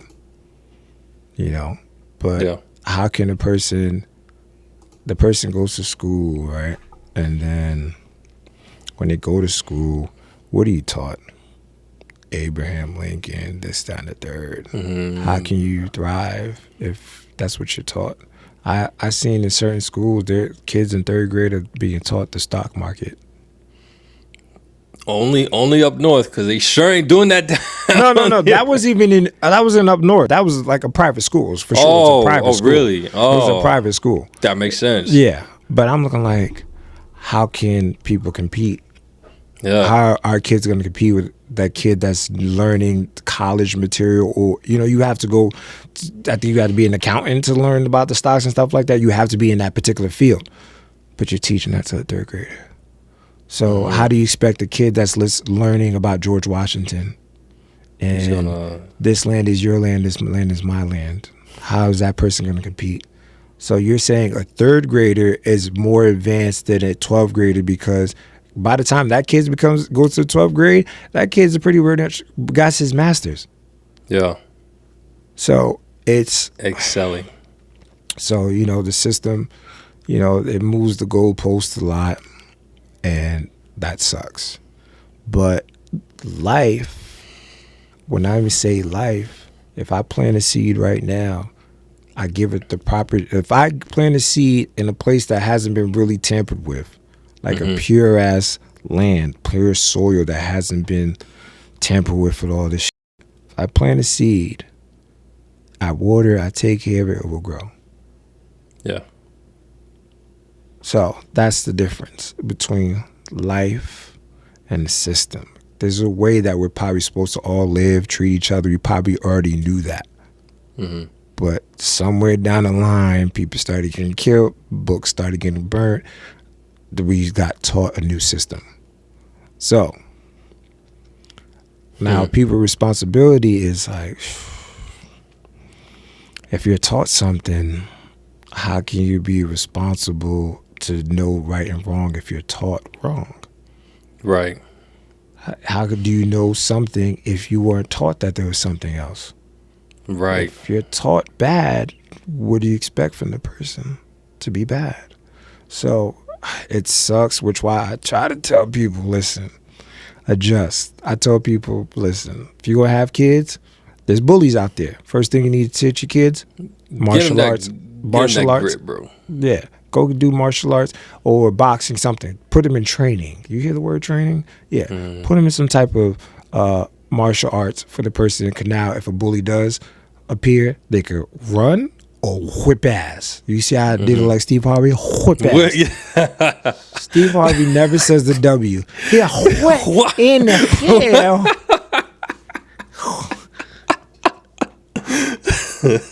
Like, you know, like I love when I watch Family Feud, a little off the thing, but when it comes to white people, he never really jokes like when he black people, man, it's like he had a cookout. He be going ham with the black people, man. Yeah, My man. goodness. Yeah. So, but I say that to say this, it's like, you know, adjust, you know, because now there was a shorty, right? Known this girl for over 10 years, and you know. So she has a son. He was like 4 or 5. So one day I was helping him go to school. I was teaching him how to tie his shoes. Yeah, I had like 10 minutes before the bus came, but I'm like, yo, let me teach you how to tie your shoes because we're not doing the Velcro no more. So as I'm teaching him how to tie his shoes, I told him like a good 10 times. Then I said, you know what? Learn it yourself. He started crying. Oh, it's too hard. And he started getting angry and mad. And like he's crying, trying to like attack me. I'm like, come on, bro, what are we doing? And that made me realize this kid can't control his emotions. Yep. And I was like, yo, dude. Then he started crying and all this stuff. And I hear the bus coming. I said, you know what? I just tied it for him. And I was like, yo, go about your get business. on the bus. Yeah. Get on the bus. So now that was like, let's say 7 years later. Shorty hit me up like, yo, son just got in a fight. I said, no, she didn't say he got in a fight. She said he's acting up and he's got out of control. So I text him. I'm like, yo, what's happening? He was like, I was like, yo, your mama saying you acting up. What'd she tell you? I said, you can't ask a question with a question. Tell me what's going on. Oh, I got into a fight. I said, instantly called him. I'm like, yo, explain. He was like, yeah, so I was chilling. And as I was chilling, this dude was with, mind you, they're all teenagers, they're 13, 14, right. 12, whatever. So some dude was with like 3, and then he just picked on my homie. He started saying, oh, he's just saying clown. He's making my homie the butt of the joke. Right. And my homie's not looking like, dude, I'm just trying to chill at the park. So he's trying to make the homie butt of the jokes. And then the antagonizer comes. Instigator, I meant. Then the instigator comes. The instigator comes out. Oh, you gonna let him disrespect you for the and all that? So now my homie's like, I don't give a fuck about those bitches. In his mind, he didn't say it, but he don't give a fuck about those bitches nor him. He's like, but you can't let him do that to you. This, that. You gotta. Matter of fact, how about this? Just slap box. My homie's like, oh, we still slap box? I thought that was dead and gone. I thought them kids just be bringing weapons now. Yeah, no, they still slap box, I guess. You know what I mean? So That's now, so my homie, they slap box. My homie really didn't want to slap box because he's like, what type of time are we on? But he felt like, so they slap box. They said my homie lost the slap box because he didn't really want to do it. But then when the slap box was getting heated, the slap box turned to a fight, and that's when my homie lost it. He lost it and beat the brakes out the kid. Mind you, my little homie, he's 13, 5'8", probably like 200 pounds. He plays football. Oh, that's not somebody I'd want to slap box with. The heck? So my homie knows his, you know what I mean? He knows his capability. He's like, I ain't trying, but he ended up being the brace out the kid. The instigator laughed, walked away. He walked away. Mission accomplished. Yeah. I got these monkeys to do what I wanted them to do. No, he was thinking he was Don King. And then I asked my homie, I was like, yo, after you beat him, did you take his Nah. I was like, oh my God. Nigga, you supposed to take his It's like, you mine now. Because that's what used to happen back in those days. When dudes would fight, he'd be like, I want your girl. Fight me for her. I'm like, dude, at least you're supposed to take them, bro. Make him feel embarrassed. Like, don't, like, you know what I mean? But that goes back to responsibilities, being responsible. No one taught him. I tried to teach him to control his anger. Him being probably around his mother, you know, she probably goes off emotions, stuff like that. So he's probably not knowing how to control his emotions. So, yeah, there's responsibility to be a man or a young teenager. He needs to know how to horn and control that, because he can mess up his NFL deals in the future or NBA. Because look what they did to Michael Beasley. Michael Beasley's track record was, he was a disturbed kid. He was a disturbed kid from DC, this, that, and the third. Yeah. But when he got to the NBA, it was complete 180. But since they heard about, out their program, they heard that he was a disturbed child in DC, that dark cloud carried or followed him, but it wasn't on top of him, but it followed him. And people only looked at the dark cloud, not the person that's in the sunlight. Right. And that's why I try to tell the young boy, yo, bro, you got to control yourself, bro. Because if you messing up your opportunity, because those niggas, they might be in jail, dead, or working 9 to 5. I'm not saying there's anything wrong with 9 to 5s. But what I'm saying is your dreams that you're dreaming outweighs what they got going on. So that goes back to your question, and hopefully I answered it. It was long-winded, but hey, that's why you got me here, because I do the most. Doing the most. Yeah. You don't fail with your day. You don't fail. All right, right. Dang, y'all. That puts a lot into perspective. And that goes even into a lot of the stuff that we had already mentioned. The responsibility aspect of it, the culture of it. There's very few times. What's the percentage of a fight actually breaking out after slap boxing? Isn't it like a over 80% chance that they're gonna end up fighting afterwards? Nah, I used to slap box a lot. Because it was a mutual understanding. Yeah, we just slap boxing. It's out of the slap boxing is to show if you got hands. Yeah. To show that if you know how to fight. That's what slap boxing is. It's like, yo, it's slap box. I don't want to hurt you. Right. You feel me? So, and a lot of times you slap box with your homies. You don't slap box with a stranger, because the nigga, we fighting. Oh, yeah. You don't go to a stranger, let's slap box. What? Nigga, I'm shooting you. I'm beating the up easily. I'm beating you up. Just slap box. So, majority of the time, the times I slap box, it was just, all right, bro, you got hands, I respect you. And we got a mutual understanding, we move on. I never see, please tell me how many slap boxes. You said 80%? That's it must have been the cats in Rahway then, trying to be thugs and stuff. That's normally what ended up happening. Damn. I don't know, man. I don't know. Yeah. Interesting stuff, man. Yeah. That's crazy. All right, so if the system is rigged, and let's say that it is, does that change what a man is accountable for in his own life? What the answers are questions you hit me with, bro? You did not let me prepare for none of this. This nigga, we were supposed to. You're right. I just told you general topics. You're right. I didn't tell you exactly what we're gonna be at. Ask the question again, man. All right. So if the system is rigged, okay. Hold on. Where am I? Here we are. If the system is rigged, does that change what a man is still accountable for in his own life? That is amazing. because I see this and I hear this a lot. What you see, like Anton Daniels talk about the black man victimhood mindset and stuff like that. So that's essentially what it boils down to. At what point do you become responsible if the system is holding you down? All right, now let's talk about this, right? And okay.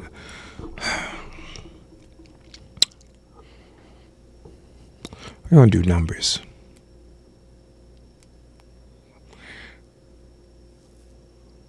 High schools, my high school, let's say our senior class, let's just say 500 kids. Mm-hmm.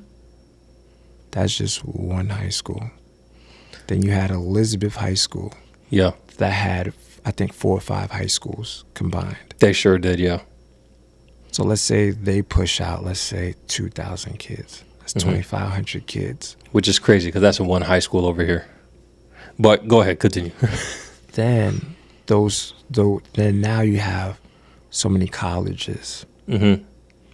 Every college probably has, let's say, a minimum of 2,500. Just one college. Nigga, in each state probably has 100 colleges. Mm-hmm. So just do the math from there. Then after you go from college, you got to go find a job. Mm-hmm.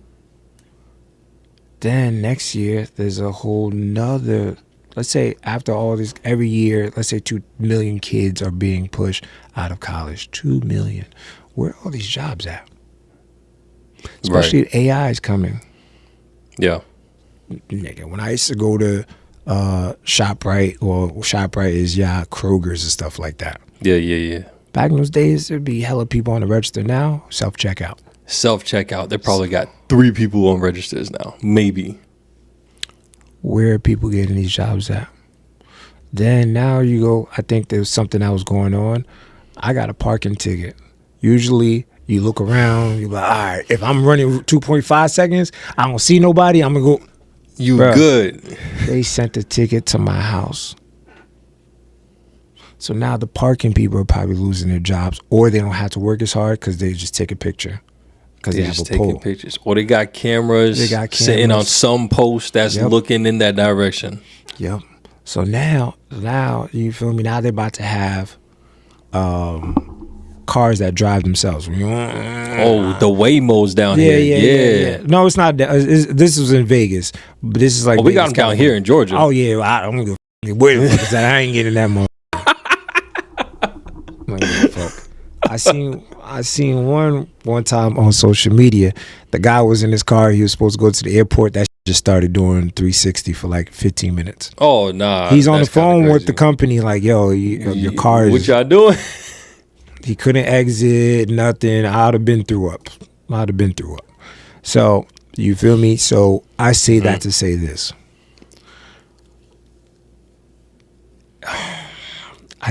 That's why when the lyrics come up, the music, where the scamming ass, that song, it's like, dude, everybody could relate to that. Because jobs are being taken from everyone. There was an episode of Good Times. The guy, he was a big corporate job. Let's say he was an accountant, right? He lost his job because they hired a younger guy. Mm-hmm. Let's say he was making 100,000. Back then, it probably wasn't 100,000. It was probably 50,000. But they're paying a younger guy 10,000. Yeah, they got rid of the old guy because it's paying him too much. So that's been happening for years, bro. So for a brother, because we're talking about black men or niggas, how can you provide for your family if the jobs scarcity is skyrocketing? Is increasing. Then you gotta remember, let's say if a person, you gotta remember it's not what you know, it's who you know. And if you're not part of these cliques or anything like that, or whatever societies, it's probably harder for you to get a job. Yeah. And if you do get a job, you gotta create your own avenue. And sometimes it's hard to create your own avenue because people might have advertisement and money. They're seen more to the masses than you. So it's so much for a person. And sometimes bills got to get paid. So how do you get the money quicker?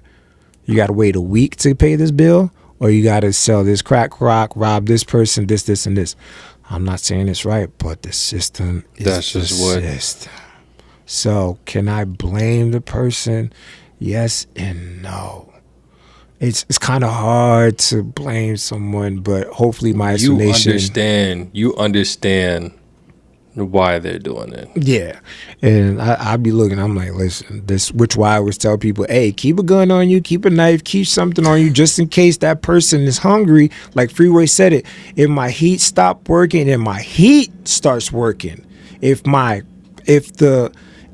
whatever the heating company cuts off the heat, but this gun works, I'm gonna have to go rob somebody to provide for my family.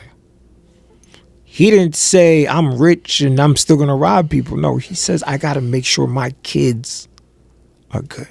So it's a lot. It's a lot, bro.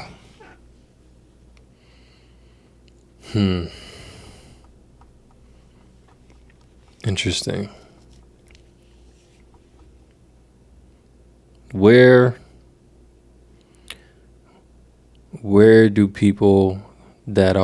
do the individuals caught in these in this type of situation, where, from your experience, talking to other people, if they are in this situation, where do they find solace? Where do they find peace? Does peace exist for them? You know what? I always tell people I have my master's in YouTube University. I'm a psych major. I'm trying to get my PhD in TikTok University. Oh yeah. Yeah, for sure. But where do people find their peace? There's multiple ways to find their peace, and I'm gonna tell you the most common ones: the liquor stores, the liquor, the bottle, the drugs.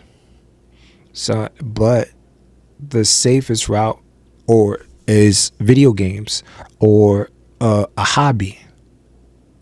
So I always tell people, if you want to unplug yourself from the system, go back to your youthful days. Go find something that when you were a kid or something like that always calmed you down. It could be a TV show, it could be a video game, it could be a shirt or whatever. Go try to remember that and try to go back to that. So let's say if you had a rough day at work and your video game that used to calm you down as a kid was Super Mario. Go play Super Mario when you come from work. Even if it's 10 to 30 minutes, just that hit of dopamine, you'd be like, all right, I could go back to reality now. So yeah, so there's multiple ways to find peace. It could be drugs, video games. You just got to find it and then make sure that you can handle it and then go back to being a responsible adult. Interesting. I find that to be, well, let me put it like this. I find that to be a minor, or what do we call it? A temporary satisfaction. Yeah. For me, that's, and of course it's going to be different for a lot of people, but for me, that's not what I would call peace necessarily. And I say that because I live, this is from my personal experience. Of course, growing up, play video games, that was always my hobby and stuff like that. And then when issues came up, I played more video games. When I was in school and I was trying to, keep to myself, stay out of trouble, but also when things were tough, what did I do? Play video games, all that good jazz. What made me stop playing video games as much is, one, becoming an adult. You started getting vaginas. Shut up. No.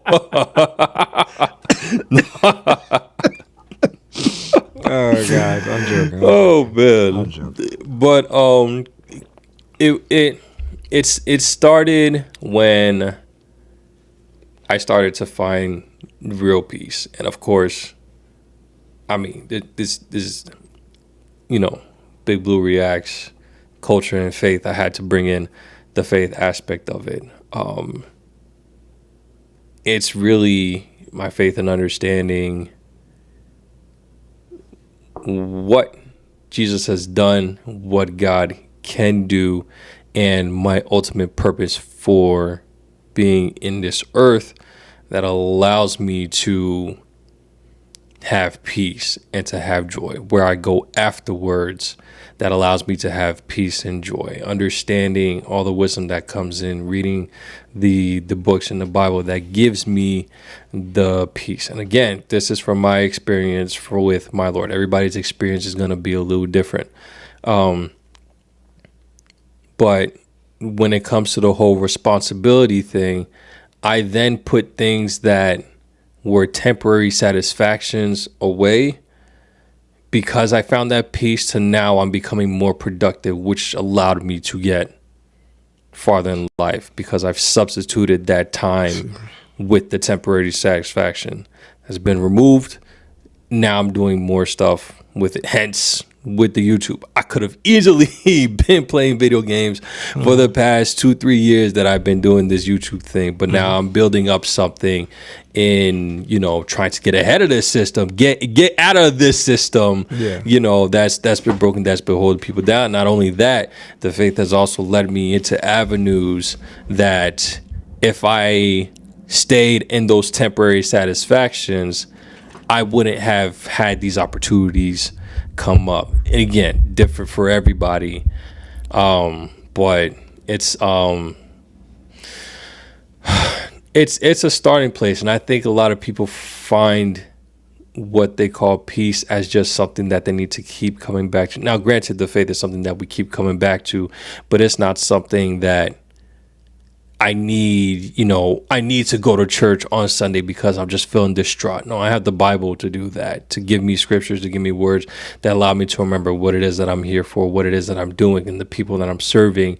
And then I have other people that are in the same boat as I am, that give me that encouragement so that I can keep doing what it is that I'm doing and keep moving forward.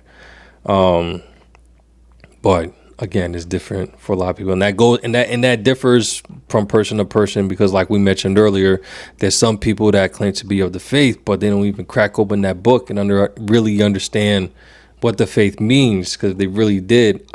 I believe that a lot of people, if they knew what the word means and really sought a relationship with Jesus, then they would find that peace so that they can then move forward.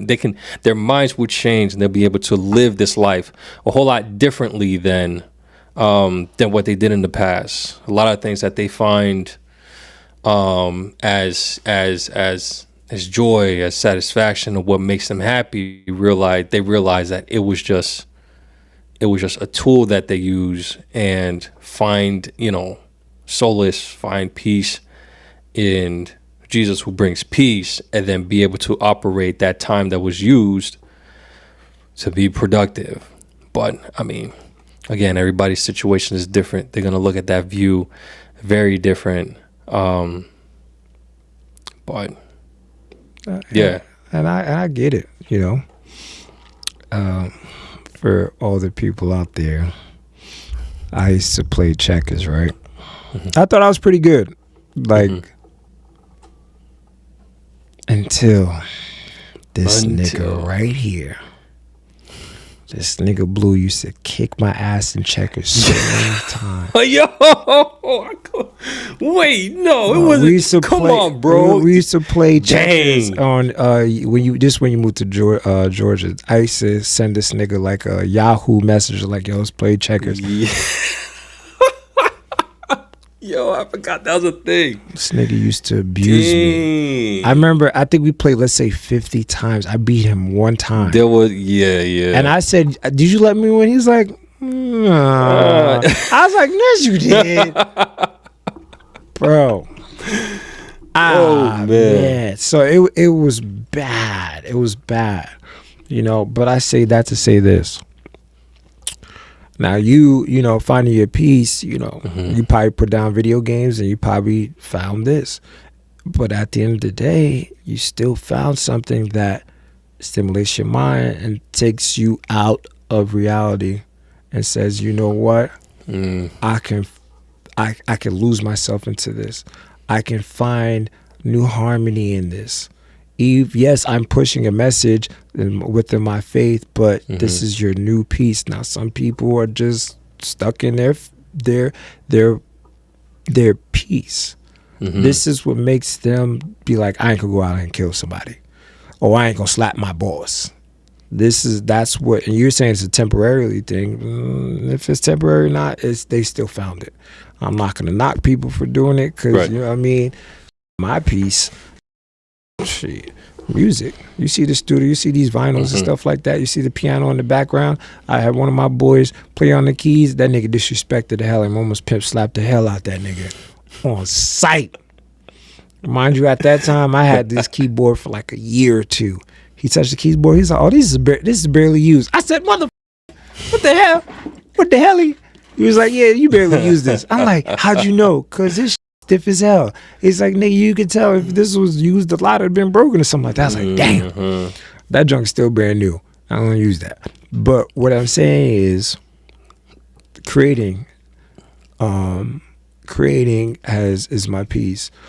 Music, anything that involves creativity. And I believe that me and Apple need to sit down, whoever owns Apple or any managers. Okay. We need to have a conversation, because everything in here is Apple but my phone.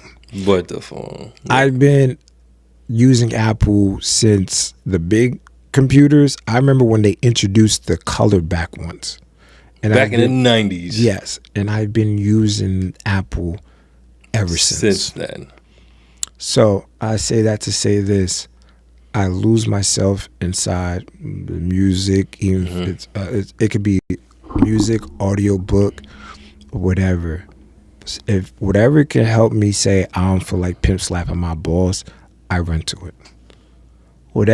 Listen, so wherever people's piece is, please, as long as it doesn't really harm you and other people. Other people. Okay, I was just about to say that. Yeah, because if your piece is to play video games for an hour or two, go do that. Because some shorty be like, "Oh, what are you doing playing video games?" Girl, he might need that video game, or he gonna slap the shit out of somebody. You know what I mean? And like I said, you know, I'm gonna bring something back again.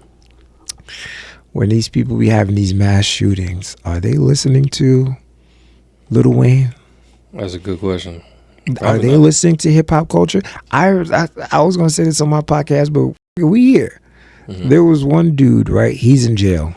Yes, he's a big homie. He had I think it was Rico or whatever, but he had 4 bodies. He killed 4 people, and he's doing like triple life or whatever.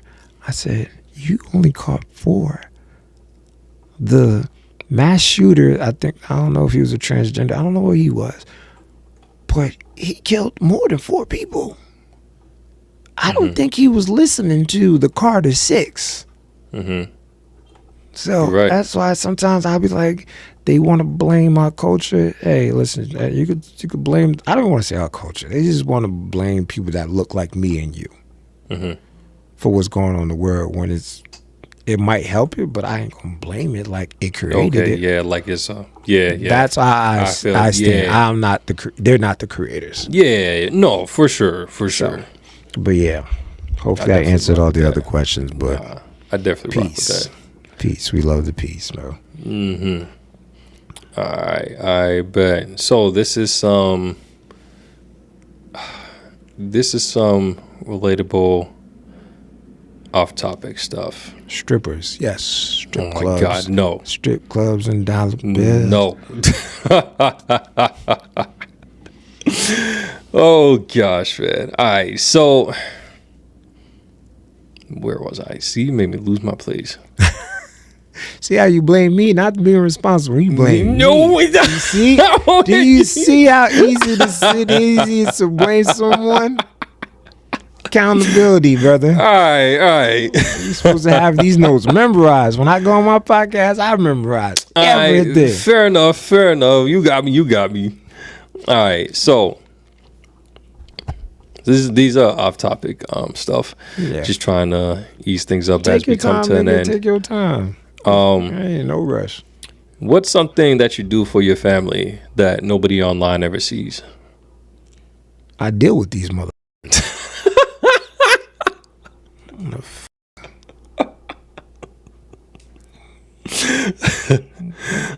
No one sees that I deal with them. I could just easily trap myself in here and just vibe out, but I'm like, let me go help these people out. Because sometimes, like, I do stuff, I'll be like, yo, dude, there's a manual. Or sit there, other than talking on the phone with each other, figure out this device. You feel me? But but on a more positive thing, something I do for my family that but not really being there, because like, to me, like I said, I'm trying to I told you I got my I got my master's in psych from YouTube University. But I really be there for my family, give them an ear, try to help them out, because people come to me for like advice or just an ear to give. As little as these ears are, I hear and listen to a lot. So you feel me? Really just being there, giving people their time, because that's very important. I think that's a love language. So I give my family my time. Shouts out to my little nephew. He's a Leo. He about to be 2. When do people stop counting kids' months? Bro, like, my kid is 20 as soon months. as they hit 1. Thank you. It's over with. We done with the months thing, bro. Yeah. He's 1. Leave it alone. Leave it alone, man. Don't give me no 15 months. Yeah. Said, bro, get out of here, bro. What's wrong with you?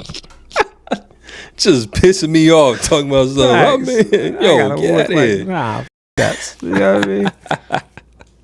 But you know what I mean? So yeah, like my little nephew, you feel me? Like, I be bothering him and shit like that. And like I said, he just wanted to be picked up, because I was like that when I was younger. My brother told me, he was like, nigga, and once I got to like, I think 60 or 70 pounds, he was like, I can't pick you up no more. I was like, God. So that's how my nephew is, you feel me? So like I said, it's just time. I give my family time, and a lot of people know that, but now they do. Yeah. Good job. You do good. How about you? How about answer your question? Oh, snap. I wasn't prepared for that. Yeah. Other times I be letting you slide. You ask me a question, I'm like, nah, nigga, I want to hear your side now. What's something that I do for my family that nobody online ever sees?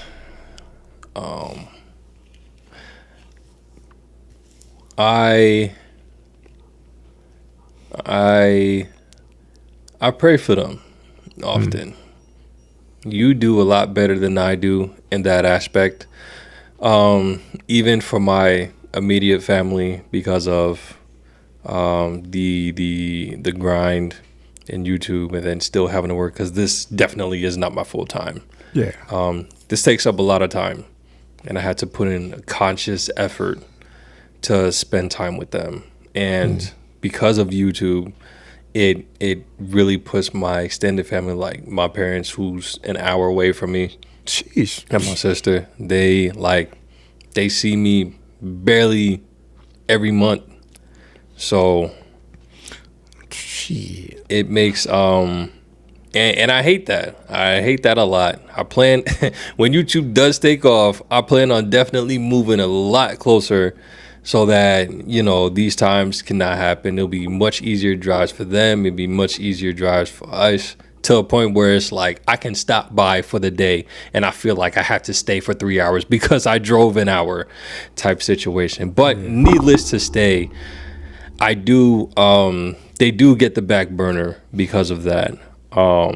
And that's clearly a priority, conscious choice that I've made, and I definitely need to make some adjustments to that. But outside of that, I get the prayer part, but what the you just said, because that just pissed me off. What you mean? Those niggas live an hour away. your mama and your daddy retired. Them niggas can get the fuck up and drive to you anytime. Now your sister, younger sister, I get that. You know, she has a life. But your the grandparents can come sleep over for a week. Hey man, go tell my pops when you see him this weekend. Oh nah. I don't want to get that. So. But I'm not going to. They did pull up during Memorial Day. It was kind of crazy. Like I was just chilling, wasn't planning on doing nothing. It was my day. I didn't even know I had off because I'm normally looking for the overtime at work. And they was just like, nah, y'all are all off. I'm like, I bet. So I was spending the day cleaning up the house and all that good jazz. And then my mom just called me up and she was like, yeah, we gonna come. I'm See, like, oh, that's how it's supposed to be. Because you are now the parent, they're the grandparents, so they got to pull up on you. Don't to me, I'm just telling you, don't feel guilty like, oh, I didn't see them. Like, no, you're doing what they were doing. They know what you're going through, so they should be like, you know what, let's go pull up on him because I know what he has to do. You have one on the way, and you already have one now. That's like 2 or 3. So they should already have that mindset that being responsible. That should be like, yo, let's go see him. Does he need some help? You feel me? Let me spend the weekend. Cause you know what I mean? Like when my grandma used to be alive, bruh, she would spend, let's say like 6 months at our house, then all the grandkids, she'll babysit all the grandkids while everybody goes to work or you know, sleep or whatever. So it'll be like 18 kids out the house. We watching each other while she's, you know, overseeing everything. Cause she understood, hey, listen, I'm grown. I got time. Let me watch my little ones. So, yeah, your folks should be every weekend. Should be like, yo, what you need? That's how I feel. It's not you should go out there because what's out there when you get there? You going to just chill at the house bored? Like, no, come to my house. My kid has her video games, their TV, their food. We can't forget nothing because we're home. But if I go to you and I forget, fuck, I got to drive an hour back or whatever. No, come over here. It's a house. I don't live at a crack house or anything. No, this house has electricity, whatever. Come pull up over here. But I get it. But you pray. But I just didn't like that. Nah, you feel guilty for not pulling up on them. Don't feel that way. Don't feel that way. But I can't tell you how to feel. But I'm just telling you. Nah, you're right. And normally I do say that. I'm normally just like whatever. But every time when I think about it, I'm like, man, I haven't seen them in a minute. Yeah, shit. I even tell them, listen, here's $50. I know it's not the money, like, or just use guilty conscience. Hey, your granddaughter want to see you. Okay, I'm coming. Like, come on, bro. Like, you live an hour away, bro. Granted, I don't know where the hell you live, but I know your folks. I think you used to live in Lawrenceville. I don't know. Georgia is just big as bro. Georgia. Hey, if we was to convert where you live in Georgia and the proximity of Jersey, you probably live 15 minutes. Because you know Georgia's not is stretched out. I wasn't. Yeah, would not be that much farther. Yeah, because I remember to go to a liquor store in Georgia. It took 15 to 20 minutes. Yep. To go from, let's say, the north to the other side of the north, 30 minutes. But if it was Jersey, probably 5 because y'all roads along hella farms. That's why I love Georgia. It's Jersey. Florida used to be my second home. Now it's my third. Georgia's number 2. But y'all roads are too goddamn long, bro. And ain't nobody got time for that.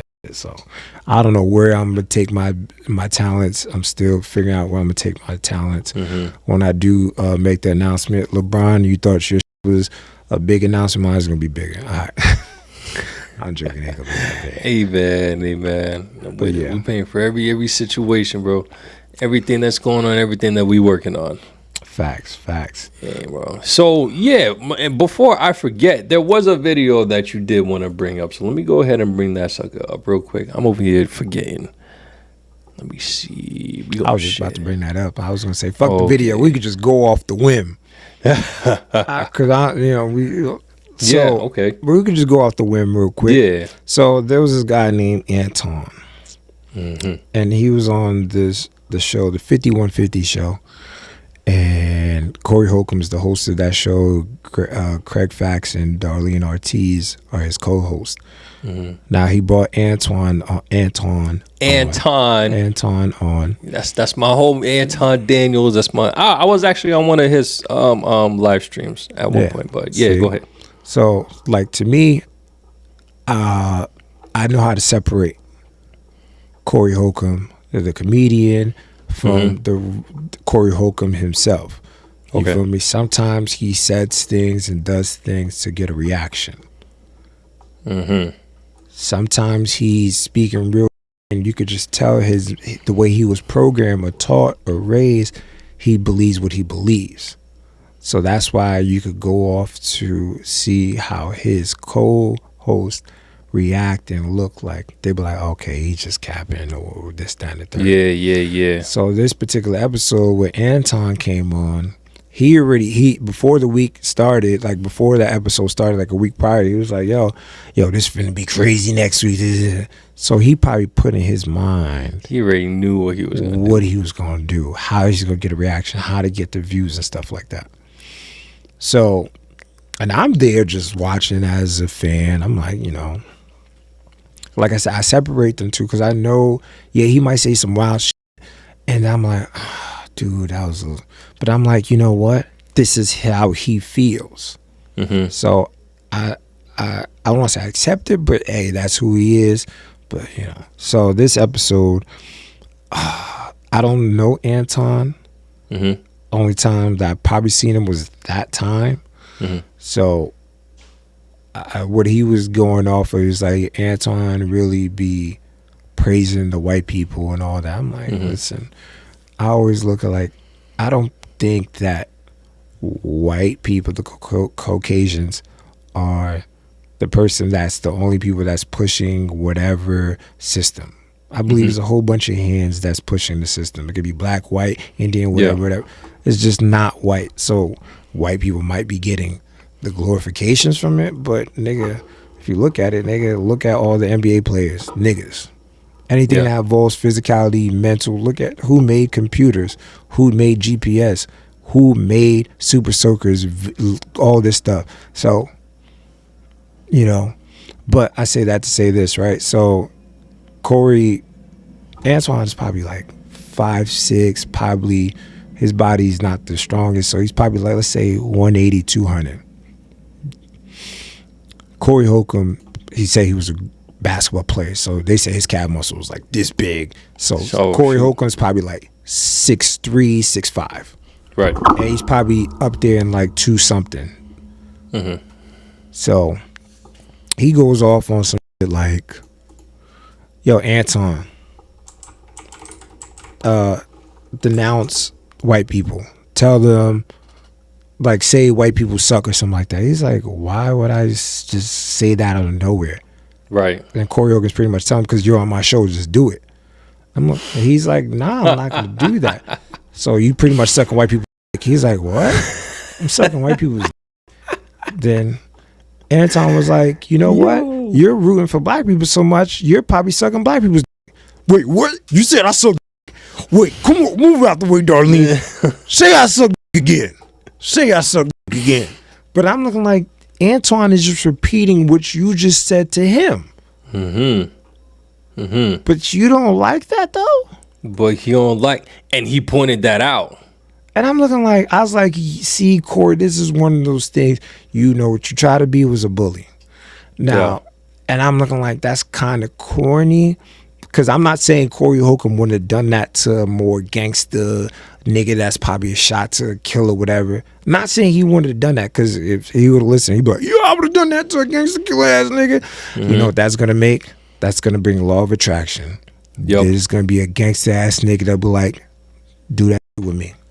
So I don't want him to come back and say, I'll do that. No, I'm not trying to do that to him. I'm not trying to have that energy attracted. But what I'm saying was, he knew who he could pull that off with. And I didn't like that. So now and like I said, I fuck with Corey. I've been listening to Corey Holcomb before his show, the 5150 show. I've been listening to him as a stand-up comedian. Like, that's something I watch. So now, I think he was wrong for that situation. I think he was a complete bully. Okay. Now, I don't know if you watched the highlight of it before or online. Do you think he was out of pocket, or do you think he was a bully? The 1,000%. Cause like, and that just goes back to what are people willing to do for the views, for the likes and all that stuff. That to me is a dummy low blow. And I'm the exact opposite. I watch Anton a lot. Like I said, I was on his podcast one time, and I know Corey from this video and from a couple of his comedy sessions years back. And then I'm like, oh snap, I didn't know that he had his own show and stuff like that. So that caught me off guard. And then when I seen this, I'm like, hold on, this is the same guy that I knew was a comedian. Like, I know comedians are like straight jokesters, but this is like, come on, bro. Like, you making X amount of dollars, you doing this, you doing that. You acting like some dude that's like from the street that, you know, you ain't got no sense. You don't got no, I don't know. So house training. No house training. You just going off the chuck. And then when somebody like you said, somebody directs it right back to you.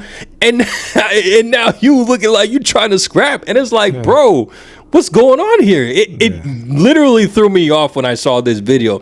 And I know Anton I didn't know that he was going to stand up to him like that. I know Anton's not no punk. Yeah. And he definitely stood his ground, but it was like, for Corey to be doing all that, that was very distasteful in my mouth. It left a sour taste after seeing him for however many long years that I last saw him. And it's like, bro, this is the stuff, to me, that's like, this is the stuff that you're doing. I ain't watching your stuff if that's the case. That's an immediate bad impression for somebody that's just coming in and, you know, just hearing about him. So I'm not like that type. And, you know, of course, me being the way that I am, I'm not for that type of behavior. I'm not down for that type of reaction. I think if you want to get a reaction from somebody, you ask them specific questions. You know, try. Well, I mean, which is what he did, but I don't know. Maybe just overall, just trying to get a reaction by that method. It to me, that's not ideal for somebody of his caliber, for somebody of his class. That was unnecessary. Unnecessary. And then on top of that, the reaction that he had when Anton tried to bring it back to him, it's like, bro, what is this, high school? This is high school nonsense that we're doing right now. I'm sitting here pissing you off and getting you upset, and then the second you do it back to me, now you upset, now you tight, now you ready to fight and stuff. And it's like, bro, what are we really doing here? And it got to a point where, like, to me, it just felt like, or at least the conclusion I came to was that he's trying to keep pressing this so that it could go viral, because I refuse to believe that he's really doing this right now. It's insane to me. And Anton, I mean, like I say, he held his ground. He you know, kept that same energy. He wasn't gonna get punked, and he was also not gonna say anything that was, you know, outside of what he would normally say on his channel, on his podcast, anything like that. But he sure ain't gonna back down and have nobody sit here talking and trying to tell him to do this and to do. He weighed way too much money to sit here and have somebody tell him what to do. Nah, man. And that's the crazy part. Like, Anton came with security. And you gotta remember, you gotta think about that. Now you're in someone's house or environment. Now the securities probably feel uncomfortable now because you don't know what guns they got up there. They trying to figure it out. Like, you know, shouts out to RP to Laylo. That's the person that was like that owned the Corner County before they died.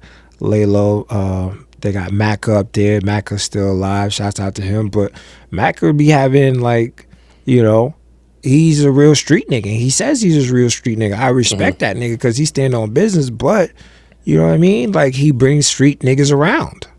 Yeah. So now you have a security guard that's like, yo, bro, there's upstairs, there's this. You don't know what people could come out of in a building. Anything could pop and now off things are getting heated. So now you're making your guests uncomfortable. You feel me? And now you're making the guests uncomfortable. You're making the security uncomfortable. It's like, because you know what I mean. For the most part, you try to make your when I have my guests come to my spot, bro.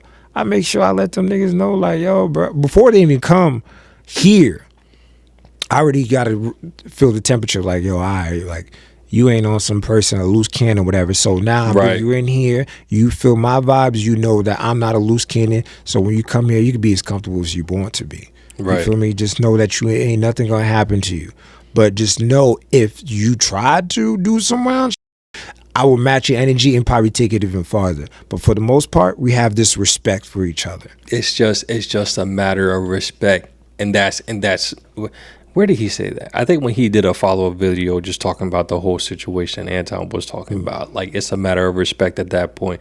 I'm coming into your podcast. I'm going to respect you as much as you respect me. And it just goes as simple as that. I don't understand how we as grown men are not, you know, going by that street code. Like, we grown at this point. Why we doing this type of stunt? It's and not even just the street codes, because you know what I mean. Street codes, you know what I mean. When niggas say street codes, they're like, there's no rules. But for the most part, like, okay, sometimes it's so weird sometimes. But for the most part, as men, whoever wants to manipulate the street code, but as for men, like, yo, bro, I see you, I acknowledge you, you acknowledge me. Hey, you a man, I'm a man. I can fight, you can fight. We don't got to see who can fight unless it goes there. And I remember one thing, last thing I'm gonna say, because I don't really want to touch up on this in too much, but Corey said some dumbest shit to me in my eyes. What he say? He said, "You don't know a nigga that went to jail?" And so I was like, "No. How are you black? You don't know somebody that went to jail?"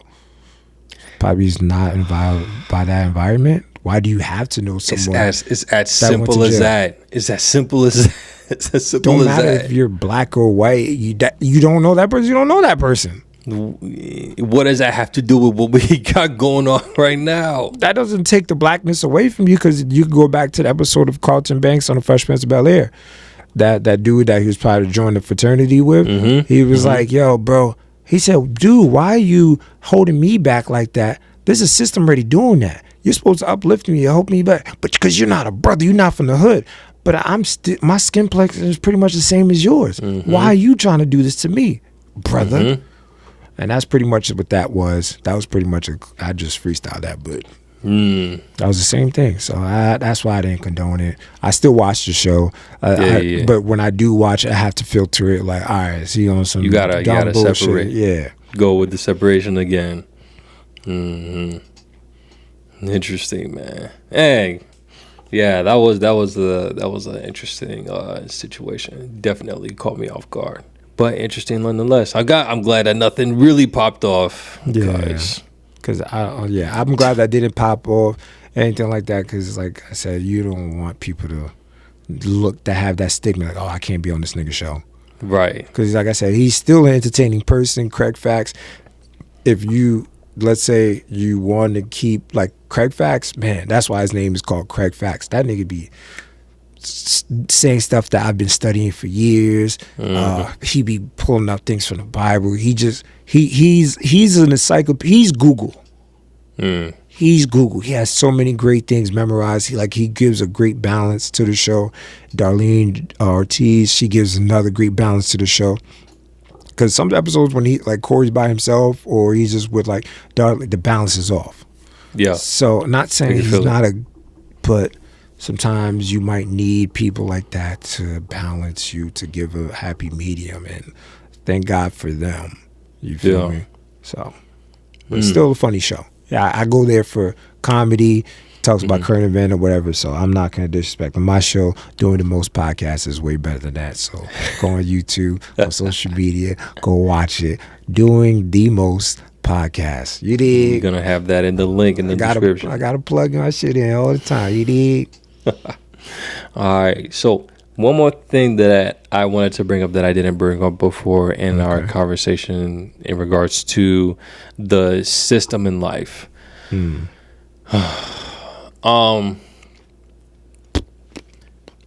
Anytime when I think about the system, I think about a conversation that we were in a couple years back, way years back. I think we were still in high school or just graduated high school. And I came to Jersey. It was when Archie's dad passed. Okay. And we were in the basement. And your brother was talking about the system. And the words that I remember him saying was that the system works, but the people that operate the system and those that are in the system just mess it up. I want to say that second part is verbatim, but I may be misquoting it in some areas.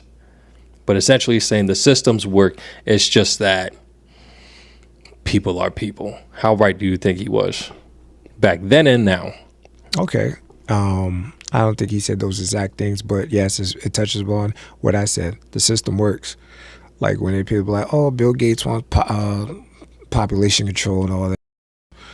That's the system. Like that's like a system. Like, or let's say, like you now, like the Jewish people, you will see them like they know the laws, they know the system, so they use that to their advantage.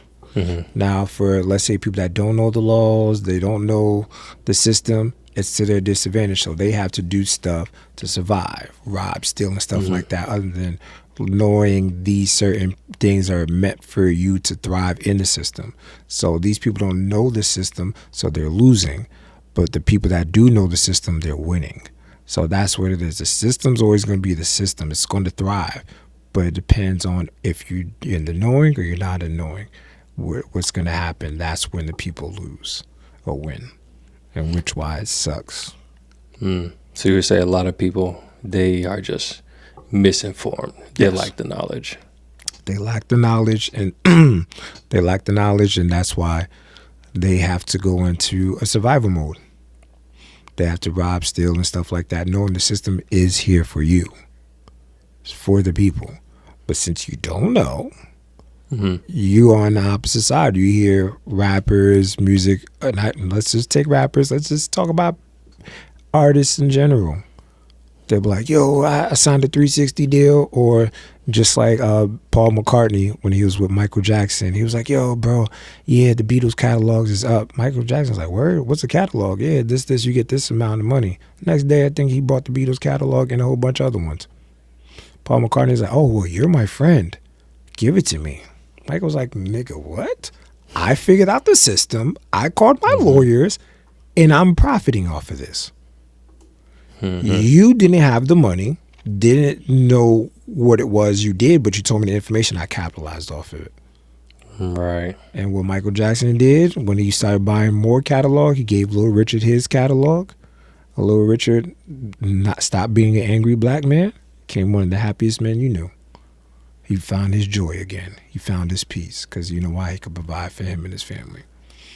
So, yeah, that's all it is. The system is the system. People know the system.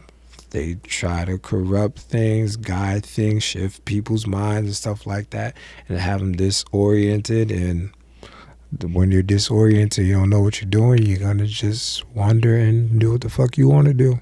And whoever misleads you. So the system is going to win regardless because it's going to thrive with you or without you.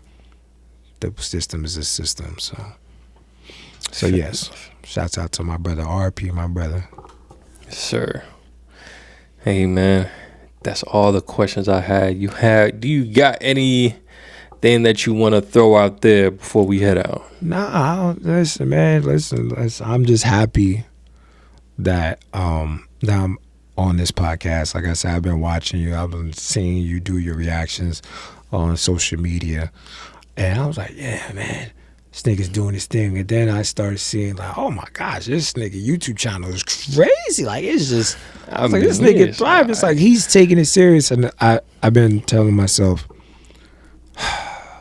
people show you who they are. Believe them. I'll be like, some people are like, oh, I'm an artist, I'm a rapper, I'm a singer. I'm like, all right, Just give me the basics. Let me see the basics. Let me see your social media. Nothing but like pictures of them. Mm-hmm. And then let's say if they have a picture of them, they could put a song like behind it or whatever. It's not their song. It's a Drake song. Mm-hmm. But you're an artist. Okay, let's say YouTube. You don't even have where's your song at? I don't know. You got to go look for it. How serious are you? Crazy. You don't even have the basics. Yeah. I'm not telling you to have merch and all that. That's more advanced. That's more advanced. But just the basics. Show something. Where's your music at? Where's the talent? Yeah. So when people show you who they are, believe them, please. And it's a difference between listening and singing. You gotta know.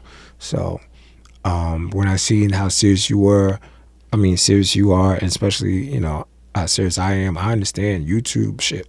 Listen, bro, like I said, I make the beats, the rap, sing, edit. That's just the music side. I even go to doing photography, videography. I even know that. Nigga, I do this all. Renaissance band. I do it all. So that's why when I be giving my time to my family, I'm like, yeah, bro. Because, nigga, I could just be stuck here. But I'm like, nah, let me go tap in. Let me take my nephew out. You feel me? Let me go talk to my mama and them. Let me go bother my sister. You feel me? Because, you know, especially losing my brother, like, we spent a lot of time. You know what I mean? Mm-hmm. Especially, I always told people, like, when we was young, because we have like a group chat, well, like a lot of my cousins and them like that. I was like, if it wasn't for my mama house, none of us would have been close. Mm-hmm. Our house was like the hub. It was the hub, yeah. It was because I remember my grandma. I saw everybody else at your house, yeah. So that's why when I look at the group chat, I'm like, this group chat should just be my mama's name or my house name or something like that, because I am the link for all these people to really know each other, because we might be blood, but that ain't mean y'all hung out with each other. I was the link, because I'm like, yo, this is my cousin, we going to this person's house, we gonna hang out, we built a relationship. So but yeah, so you know, things like that. Listen, so spending time, man. Like, listen, man, spend time with your folks, and you don't want to grow up like, because I have some people that look like, I wish I spent more time with the person. I'm like, damn, how much time do you need to spend? You know what I mean, with the person. You feel me? So, but appreciate the time you're with people. I appreciate you having me here. You know what I mean? Like, we might not speak to each other all the time, but you know, like when you surprise me, like, yo, I have another one on the way. I'm like, I ain't speak to Blue in a while. I ain't speak to you in a while. And when your pops is here, you don't. Yeah.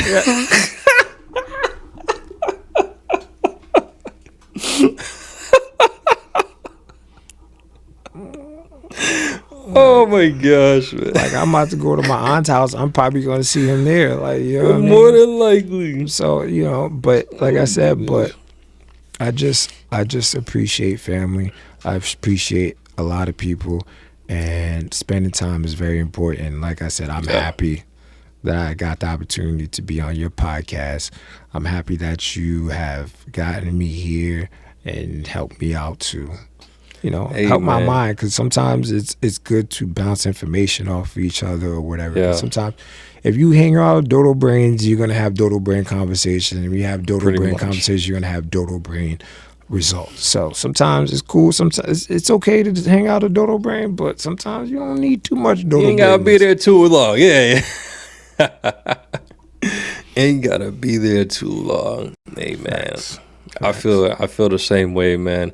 Like you said, we don't talk often, but when you hit me up and it's like, yeah, let's work something out, I'm like, I bet. Because not only is this an opportunity for, you know, just to have another guest, have another open mind, somebody from, like we mentioned, different side of the aisle, and a lot of things. We see that we have a lot of things that are in common. Mindsets are still in common, and we got some things that are different, but I mean, at the end of the day, these are things that I'm now learning and seeing more of my cousin that I barely talk to, but I haven't seen in a long time. But it's like, yo, we out here, we're able to have these conversations that it'd be tough to have with other people. And it's like, all right, you know what? I'm going to just keep my mouth shut over here. So definitely glad to have you, bro. Yeah, appreciate you, man. Appreciate you. I don't think I have any other questions. Yeah, I did have another question but I would probably be for another episode. Am I allowed to be back here on another episode? You probably gonna look. You probably gonna be like, this nigga cursed 1,000 times. You're gonna make me edit this crap a whole bunch, but damn, I'm about to get. Yo, I didn't mean to. Nah, bro, we gonna get you some chat GBT type shit that censors the curse words. It censored all that. Yeah, we gotta go find one because that's nigga. I don't. Oh my gosh! And as much as I try not to curse, nah, man. To me, man, did a pretty good job, bro. I did a pretty good job. Hey, man, it wasn't the whole thing. Yeah, there was some parts. I'm like, all right, yeah. Come on, you know. Nah. He's capable. Yeah. I'm super capable because I be in environments like I be in corporate like buildings and environments that I got to be censored, but I got to think a lot. I got to think what I'm. It's an effort. Yeah, I got to stop and like, all right, is this people friendly? And then I'm like, I can say it. But this time it was like I controlled it. So I didn't do my best, but I did good. Yeah. Hey man, the important thing is that, like I said, this channel is to find the truth, seek understanding, and be the light. How the heck am I gonna have conversations and understand people if I don't bring them in and if you was talking about like what old girl was talking about, drugs and shooting people up and all that stuff, but I already know what you're about, so listen, it's all good. As much as I know about that culture and all that stuff, you feel me? It's life, man. Listen, I just try to tell people, find a balance. Find a balance, find a peace, find a balance. If you can't find a balance, choose a side. And if you choose a side, hey, listen, make sure you ain't on the other side of my gun. I'm just trying to. Listen. And I'm pretty sure that's a bar you put in one of your lyrics. I might have to though. But you know what I mean? Just gyms, healthy, just this. Just keep elevating. You feel me? So there's gonna be a lot of obstacles. So listen, man. Like I said again, I appreciate you. I'm gonna be back. I'm about to think of some new topics, man. I'm already on episode number 2, bro. I'm episode number 2. I might pull up on around my birthday. Might have another episode before then, because I'm a Leo, man. So you know how we giving it up. You a Libra, so yeah, our birthdays. You know what I mean? It's not too far from each other.